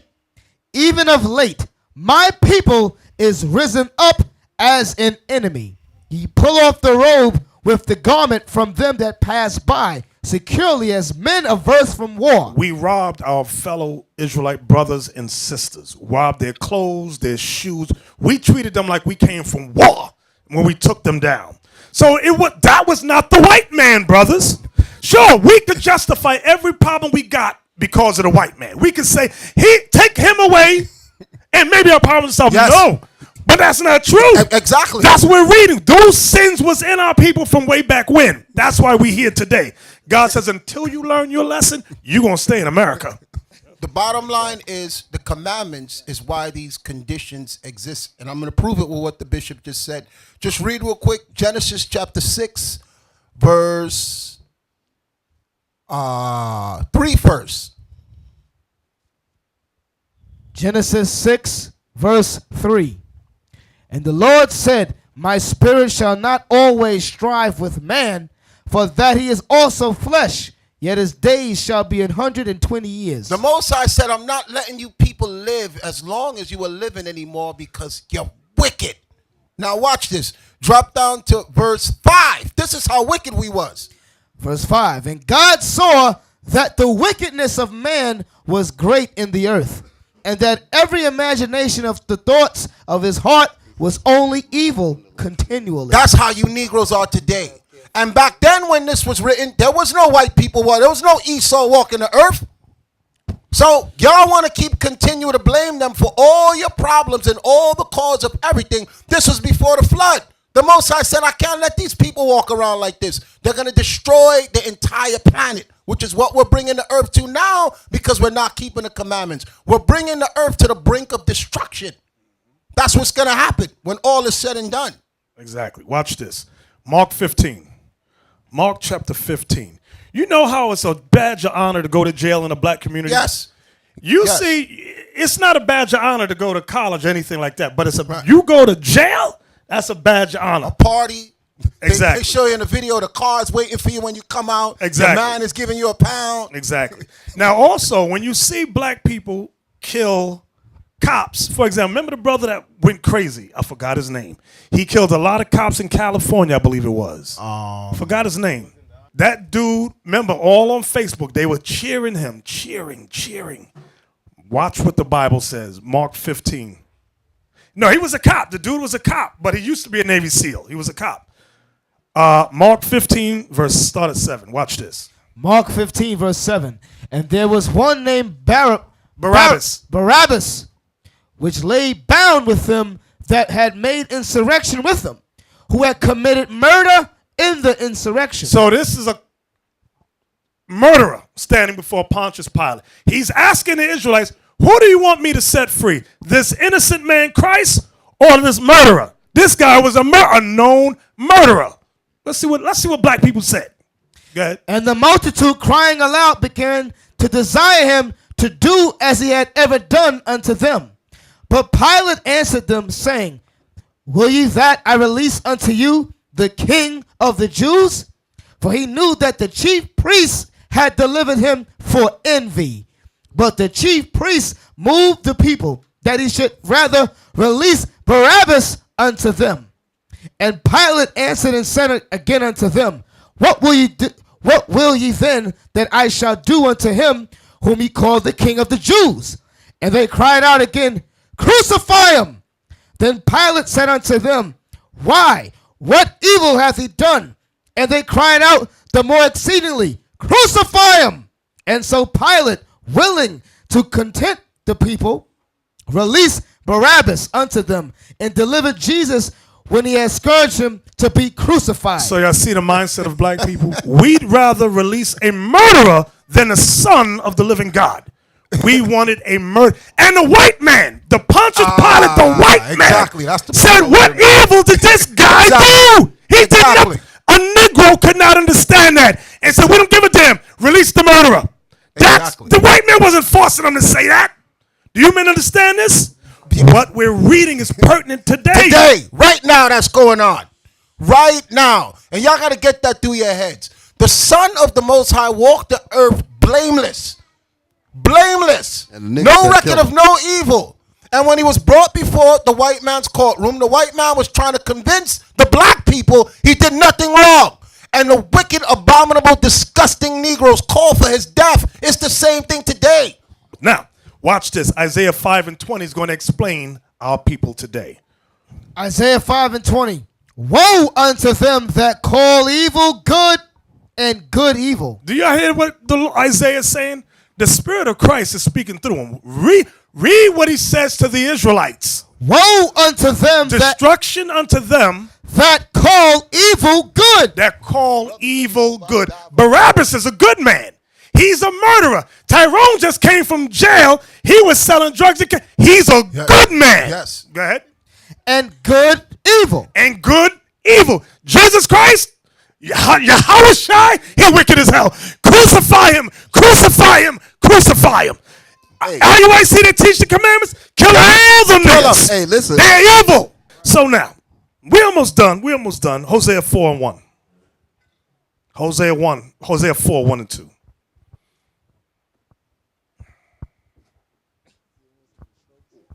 Because he got a Bible in dirty fringes. He's a man of God.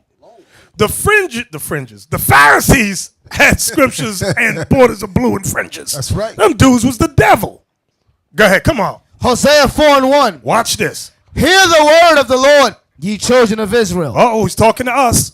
For the Lord hath a controversy with the inhabitants of the land. He got a problem with us. What's the problem, Lord? Come on. Because there is no truth. There's no truth amongst blacks and Latinos. Nor mercy. There's no mercy amongst blacks and Latinos, the Israelites. Nor knowledge of God in the land. And there's no knowledge of God in the land. Come on. By swearing. We are swearing people. And lying. We are a lying group of people. And killing. And we are murderers. And stealing. And we thieve and steal from one another. And committing adultery. I ain't got to speak on that. You know, that's how we do. They break out. What is that song? What your man got to do with me? Somebody did a song like that. Yes. And you're down with OPP? Yes. All that stuff. All the songs promoting adultery come from black people. Exactly. Oh, and that's what we're reading about. You don't see white people doing songs calling their women, bitches and hoes. You don't find that. Right. You don't see Chinese people doing. You don't see Arabs doing it. You only see blacks and Latinos doing it. That's it. That's all you see. We're the only group that does that. They go, we want respect. Nobody don't respect us. And they call it entertainment afterwards. Exactly. Read verse 2 again. By swearing and lying and killing and stealing and committing adultery, they break out and blood toucheth blood. Right, we kill each other. Now, what we're reading in the Bible, what I want all y'all to see, this is not a campaign, because people say, oh, you hate your own people. Paul said, have I become your enemy because I tell you the truth?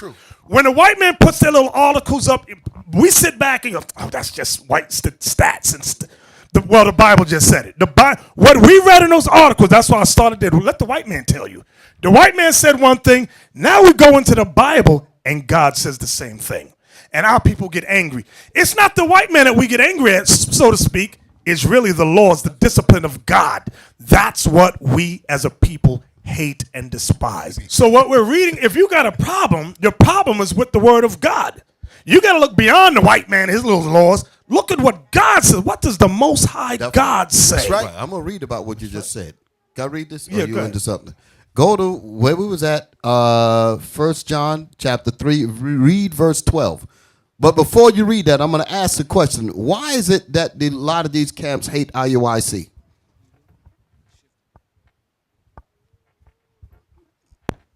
Anybody? Just give whoever a microphone. Why? Shalom. Because we keep the laws. Exactly. Because have we went after anybody? Have we even spoken evil of anyone? Have we ever attacked anybody? Have we ever put anybody's business? We haven't done anything to any of them. So why is it that they have so much hatred towards us? We're going to read about it. Read. 1 John 3 verse 12.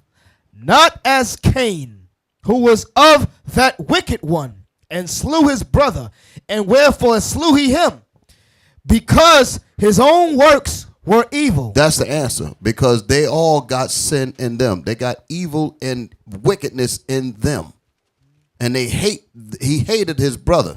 His brother didn't do anything to him. I'm speaking about Cain and Abel. What did Abel do against Cain? Nothing. So why in the world would Cain want to kill him? Because out of envy? Because Abel was about keeping the laws of the Most High. And it reflected upon his wicked brother Cain. That's what it is. The contrast, it reflected on the wickedness that his brother was doing. Exactly. Solution now. Matthew 22. We're almost done. Matthew 22 and 36. I know it's a little late. I'm going to try and speed it up. Matthew 22. I'm doing a Yawasop here. Matthew 22, 36. Matthew 22, verse 36. Master, which is the great commandment in the law? Jesus said unto him, Thou shalt love the Lord thy God with all thy heart, and with all thy soul, and with all thy mind. Here it comes. This is the first and great commandment. Now verse 39 is the point. And the second is like unto it. Thou shalt love thy neighbor as thyself. Notice what Christ said, because everybody says they keep that first great commandment. Love the Lord your God with all your heart, mind, and soul. Christ comes back and says, well, the second greatest commandment is just like the first one. Read. Thou shalt love thy neighbor as thyself. You can't say you're obeying the first great one, but you're disobeying the second great one. You men understand that? Because the second is just like the first. Love your neighbor as you love yourself. What verse was that? 39. Read 40. Verse 40. On these two commandments hang all the law and the prophets. If you brothers and sisters can obey those first two commandments, you're fulfilling all the law and the prophets. Everyone understand that? Now, where did Christ get that from? Love your neighbor as yourself, because that is not in the 10 commandments. I'm going to say it again. Where did Christ get that from? Because that is not in the 10 commandments. I know you know. Great shirt. I see a great shirt arm right there. Shalom. Leviticus 19:17. Exactly. Let's get that. Christ, like I said, Christ didn't make up laws. His teachings was based upon the laws of old time. He didn't, I'm going to just make up a law. It sounds good. Want to hear it? Here it go. He didn't do that. He was bringing Israel back to the commandments we were given originally. Watch this. You got it? Leviticus 19:17. Thou shalt not hate thy brother in thine heart. That is something black people can't obey. We have not been taught to do that. Sure, you can blame the white man all you want, brothers. That's right. Malcolm said, who taught you to hate your hair? Who taught you to hate the size of your nose? But guess what? At the end of the day, although you can blame the white man, it's up to every man and woman of Israel to obey that law. Love your neighbor as you love your. We have to apply that. In order for them to apply it, brothers, you must be teaching it. If you're not teaching it, why get on the black man and you're not teaching it? We have to teach them God's laws. That was my point. What you just said there, the responsibility falls on us. That's the point I'm trying. That's the whole picture of all the stuff that I said. I wanted us to remember that it's all falls on us. Don't look for somebody else to fix our problems. Leviticus 19:17. Thou shalt not hate thy brother in thine heart. Thou shalt in any wise rebuke thy neighbor. Meaning correct your neighbor. And not suffer sin upon him. And not allow him to sin. Go ahead. Thou shalt not avenge, nor bear any grudge against the children of thy people. Notice when it says thou shalt not avenge, nor bear any grudge against the children of thy people. There's a hard precept. I'm seeing who's studying. There's a hard precept that Christ gave that says that, but he used hard words. Okay, let me hear you. Matthew 5:38-39. What is it? Let me hear. Ye have heard that it had been said, an eye for an eye and a tooth for a tooth. But I say unto you, that ye resist not evil. Right. But whosoever shall smite thee on the right cheek, turn to him the other also. Exactly. All that's saying is don't get vengeance. Seek for vengeance against them. Against who, Officer Leon? Against the children of thy people. Like I said, Christ did not make stuff up. Everything he spoke and taught was based upon something from the law. You just got to sit down and find it. So we're giving it to you. We're feeding it to you so you don't have to do a whole lot of searching. And let me explain why the bishop said that the Christian church twists that up. Because they believe that if someone comes to attack you, let him do whatever he wants to you. And that's not what the scriptures is saying. Okay? What it's saying is, let's say me and Deacon Malachi have a falling out. He's not in the right spirit now. With me turning the other cheek with him, he'll look, Deacon Asaph didn't meet my evil with evil. Now we can reconcile. Okay, you do that with someone who you know is keeping the commandments, because we may bump heads. We're both passionate men. We may get into an argument. He's standing strong on his beliefs, firm. He's not conveying his message to me, because with black people, there's a lot of miscommunication. Now we take things the wrong way, so he's jumping up in my face, ready to fight me. So what I do is I back down. I don't be like, yeah, nigga, come on, which is how black people are. I move away. He cools down, then he comes back, and he's like, Asaph, I'm sorry, I didn't mean that. That's what it meant by turn the other cheek. Don't meet evil with evil. Don't get a gun because he got a gun. Don't look for another insult because he got another insult. Does that not happen in your friendship relationships, in marriages? The wife say something to the husband looking for something back, and it turns into a divorce because y'all trying to match evil with evil. Right. Instead of somebody saying, you know what, let me calm down. So now, we're almost done. I want to talk about the last type of death is genocide. I'm going to try and I'll kind of rush this. Look up the meaning of genocide. So far we talked about suicide.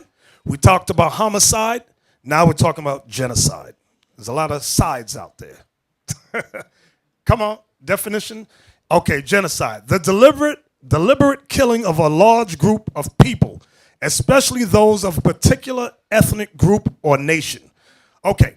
So now, genocide is the one that we all familiar with. Can we get the article from Wiki?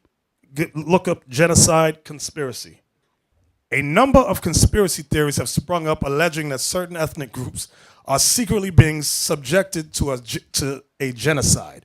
One belief is that a race war has already started but is being carried out by a covert means, often through government programs hiding some secret agenda. These ideas are the product of gigantic persecution complex, and the ones that gain the most media coverage are neo-fascist. Now, I'm not dealing with any conspiracy. I want to go down with actual things that have occurred. Okay, I'll start at black genocide. Black genocide. Conspiracy theorizing in the African American community usually takes the form of a hypothesized. Is I pronounced that right? Hypothesize? Is that a hypothesize? Okay, hypothesize. Y'all know I'm ignorant. Black genocide in which whites and sometimes Jews as well are covertly killing off the black population en masse. This often takes the form of tainted food or medical supplies intended to spread disease or induce sterility among the black population, a la Tuskegee syphilis experiment. I wanted to start there because that was a real experiment. That was not a conspiracy theory. That was real. Now, real conspiracies. While historical oppression of blacks has been at the heart of these conspiracy theories, two incidents of real conspiracies in particular in the United States seem to drive many of them. The first is the aforementioned Tuskegee experiment, in which hundreds of black men were unwittingly recruited into a secretive study of syphilis in return for free health care and food. They were already infected with syphilis, but not told this, while being assured that the treatment would cure or prevent a made-up ailment the examiners diagnosed them with. Meanwhile, when penicillin, an actual proven cure for syphilis, came along, they were not given it. Nearly all of the men went on to die from the disease, but not before infecting others, including their spouses and children. The second was the discovery of COINTELPRO, an FBI program that infiltrated civil rights groups such as the NAACP, among others. So, with that, I want to deal with genocide there. We talked about COINTELPRO. We're going to come back to that. Go up. Notice it says, I saw AIDS somewhere. Okay, AIDS conspiracy theories and denialism. AIDS denialism and related conspiracies are probably one of the most popular components of the black genocide theory. The disproportionate effect that AIDS has had on the black population has led to conspiracy theories that the disease was introduced by the CIA, CDC, or some other infamous organization in an attempt to kill off blacks. This conspiracy theory had severe effects in Africa. There it often cross-pollinates with big pharma-related conspiracy theories, pharmaceutical. The most infamous case of this was South Africa's Thabo Ezekiel, how do you say that? Mbeki's denial of the HIV/AIDS connection, which led to over 300,000 preventable deaths. 300,000 preventable deaths. They didn't have to die. They could have prevented it. Now, I remember growing up, they said the black woman was having sex with monkeys. Yes, Remember that? yes. The white folks were saying that. Yes. And then when that disease started hitting the gay white man population, then they started looking for cures and all of that stuff. Right. So now the next one says sterility. A few years ago, I think it was maybe 2 years, we went over sterility that occurred in North Carolina. Yes. Remember, they were making the black women sterile, Yes. so that they couldn't have no kids. So this is not a theory; these are actual things. Inducing sterility in black men is another common theme. One of the more well-known incidents of this idea gaining popular traction was the tropical fantasy You know what? scare. I was going to mention that before this popped up because I remember that. That was Talk that about drink. It was around the 80s. I remember when that drink came out. I didn't realize they actually made it to the news, but it actually. I was in New York City when they spreaded this garbage, and they were saying that don't drink it because it make black men sterile. Exactly. And that scared a lot of people. And believe it or not, I never drank a bottle of that. That's the point I want to make. It was a big soda. It was bigger than the average soda. It was only It was 50 cheap, cents. and it was cheap. It was cheap. It was cheap. So someone spread a rumor that that soda was making the black man sterile. The company went out of business. I saw a report of the owners speaking, and they was like there was nothing they could do to stop it because it spread like wildfire. So people stopped buying it. And if people saw you drinking the soda, they'll be like, yo, you ain't going to have no kids. Don't drink that. Y'all remember that? Okay? Now, wait a minute, Deacon. I'm going to be real quick. That goes to show you because who stopped drinking it? Black people. Black people. And what happened to the company? Went out of business. That shows you how powerful black dollars are. Exactly. Okay. It says rumors and flies were passed out around claiming that the soft drink Tropical Fantasy contained a secret ingredient that would cause sterility in blacks and that the beverage was actually bottled by the Ku Klux Klan. Right, I remember that. Now, the one I was mentioning, they didn't put in here about the black women in North Carolina. Right. How they were sterilizing all of them. Now, the next one here is, and Puerto Rico, right. Now, this is not a theory either. This is real. Abortion as an alleged tool of black genocide is a conspiracy theory generally specific to pro-life activists as well as some black supremacists and black nationalist groups, including the Nation of Islam. This one works backward from the data showing that black women are more likely to have abortions than white women. Therefore, abortion is secretly a eugenics plan to eliminate the black population. No matter if the black population have progressively increased. We increase because God is with us, okay? Now, we saw the white woman, Margaret Sanger, who said that she created eugenics for the abortion to kill off black people. This probably has something to do with the fact that Planned Parenthood founder, Margaret Sanger, endorsed eugenics, as did many American intellectuals at the time. Although she insisted that it be voluntary and not based on race, something omitted by most critics. In any case, the groups as it currently exists certainly no longer endorses these beliefs. Now, anti-Semitism, I want you, now I was going to ignore this one, but I noticed a term in there. Anti-Semitism, that means you're against Semites. They call so-called white Jews Semites. There are about 8 Semitic families. Black and Latinos in America, we are Shemitic. Chinese people are Shemitic. Japanese people are Shemitic. Arabs are Shemitic. They pull this lie because they know people don't know Bible history. Right. That's where we come in to disprove all their myths. But watch what it says. Under anti-Semitism, black supremacists such as Louis Farrakhan of the Nation of Islam and the new Black Panther Party throw anti-Semitic conspiracies into the stew as well. This often involves ripping off ideas from older sects such as the Black Hebrew Israelites, as well as recycling ideas popular among neo-Nazis and show-horning Jews into the historical, whatever. But I want y'all to see this. The line that struck me is that where it says, this often involves ripping off ideas from older sects such as the Black Hebrew Israelites. So what the writer of this article is saying that Louis Farrakhan of the Nation of Islam and the new Black Panther Party gets their information from where, brothers? The Israelites. That's what whoever put this up together realizes. But now, the Bible is not just, it is not a hate campaign. We just hate. There's reasons, justifications, there are laws in place. There are prophecies in place. And this is what the Israelites, we brothers, must bring forth. Exodus 1, 15 and 16. Exodus 1, verse 15. And the king of Egypt spake to the Hebrew midwives, of which the name of the one was Shiphrah, and the name of the other Puah. And he said, when you do the office of a midwife to the Hebrew woman, and see them upon the stools, if it be a son, then ye shall kill him. But if it be a daughter, then she shall live. So now that was not a theory. That was something that actually happened. Go to Matthew 2, 16 to 18. Matthew chapter 2, verse 16. Then Herod, when he saw that he was mocked of the wise men, he was exceeding wroth, and sent forth and slew all the children that were in Bethlehem, and in all the coasts thereof, from 2 years old and under, according to the time which he had diligently inquired of the wise men. So the deaths of our children was not a theory. That was actually happening, just like the abortions and all the things that we read about. What I touched on in that last article was not a theory as they posed it, but these were real incidents that have occurred. Now, we're almost done. Leviticus 26, 17. Right. Captain Isaac just said that the meaning of the word Ebola is Black River. That's not a coincidence. Leviticus 26, 17, please. Then we're gonna Leviticus 26, 17. And I will set my face against you, and ye shall be slain before your enemies, that they that hate you shall reign over you. See the prophecy? Those that hate you would rule over you. So don't think that this white man loves us.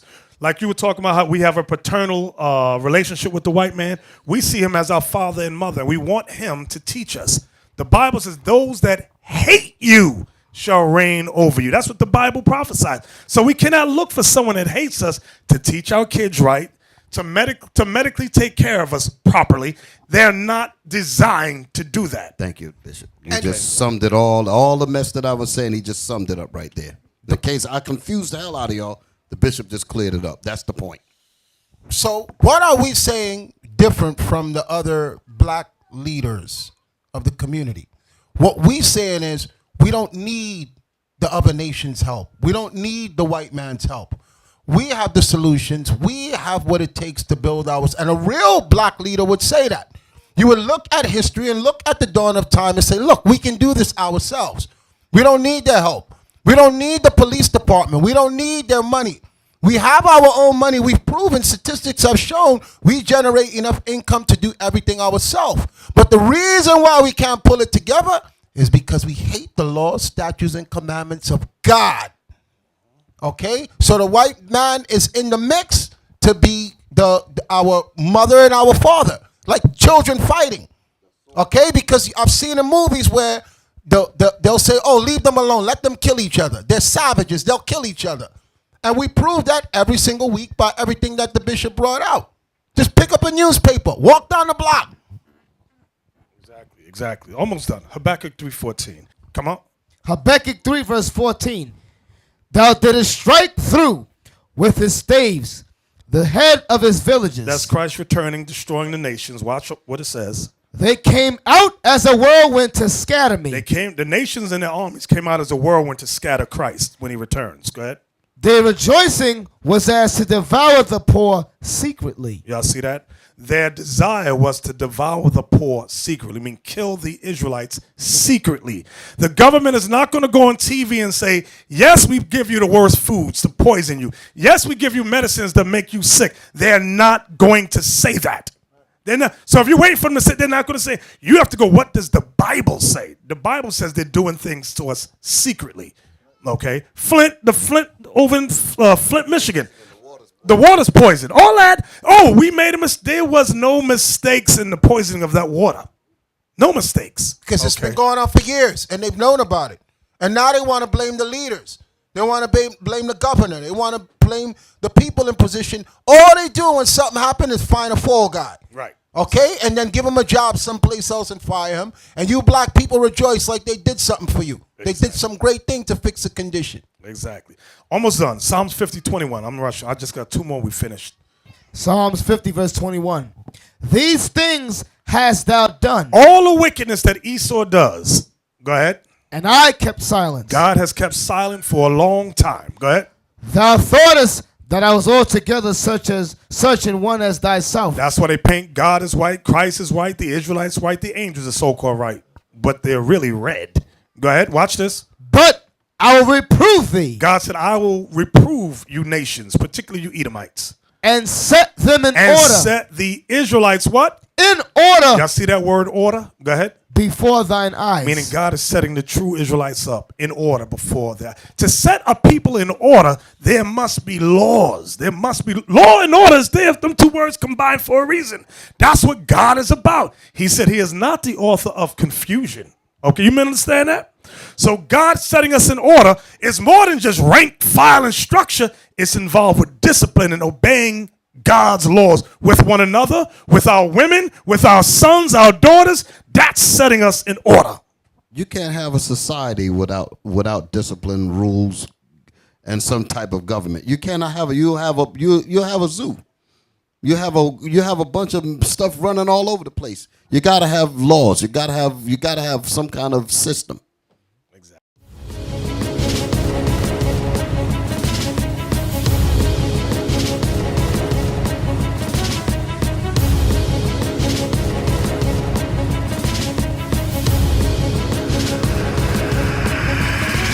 Shalom, Israel. I'm Elder Nathaniel of Israel United in Christ.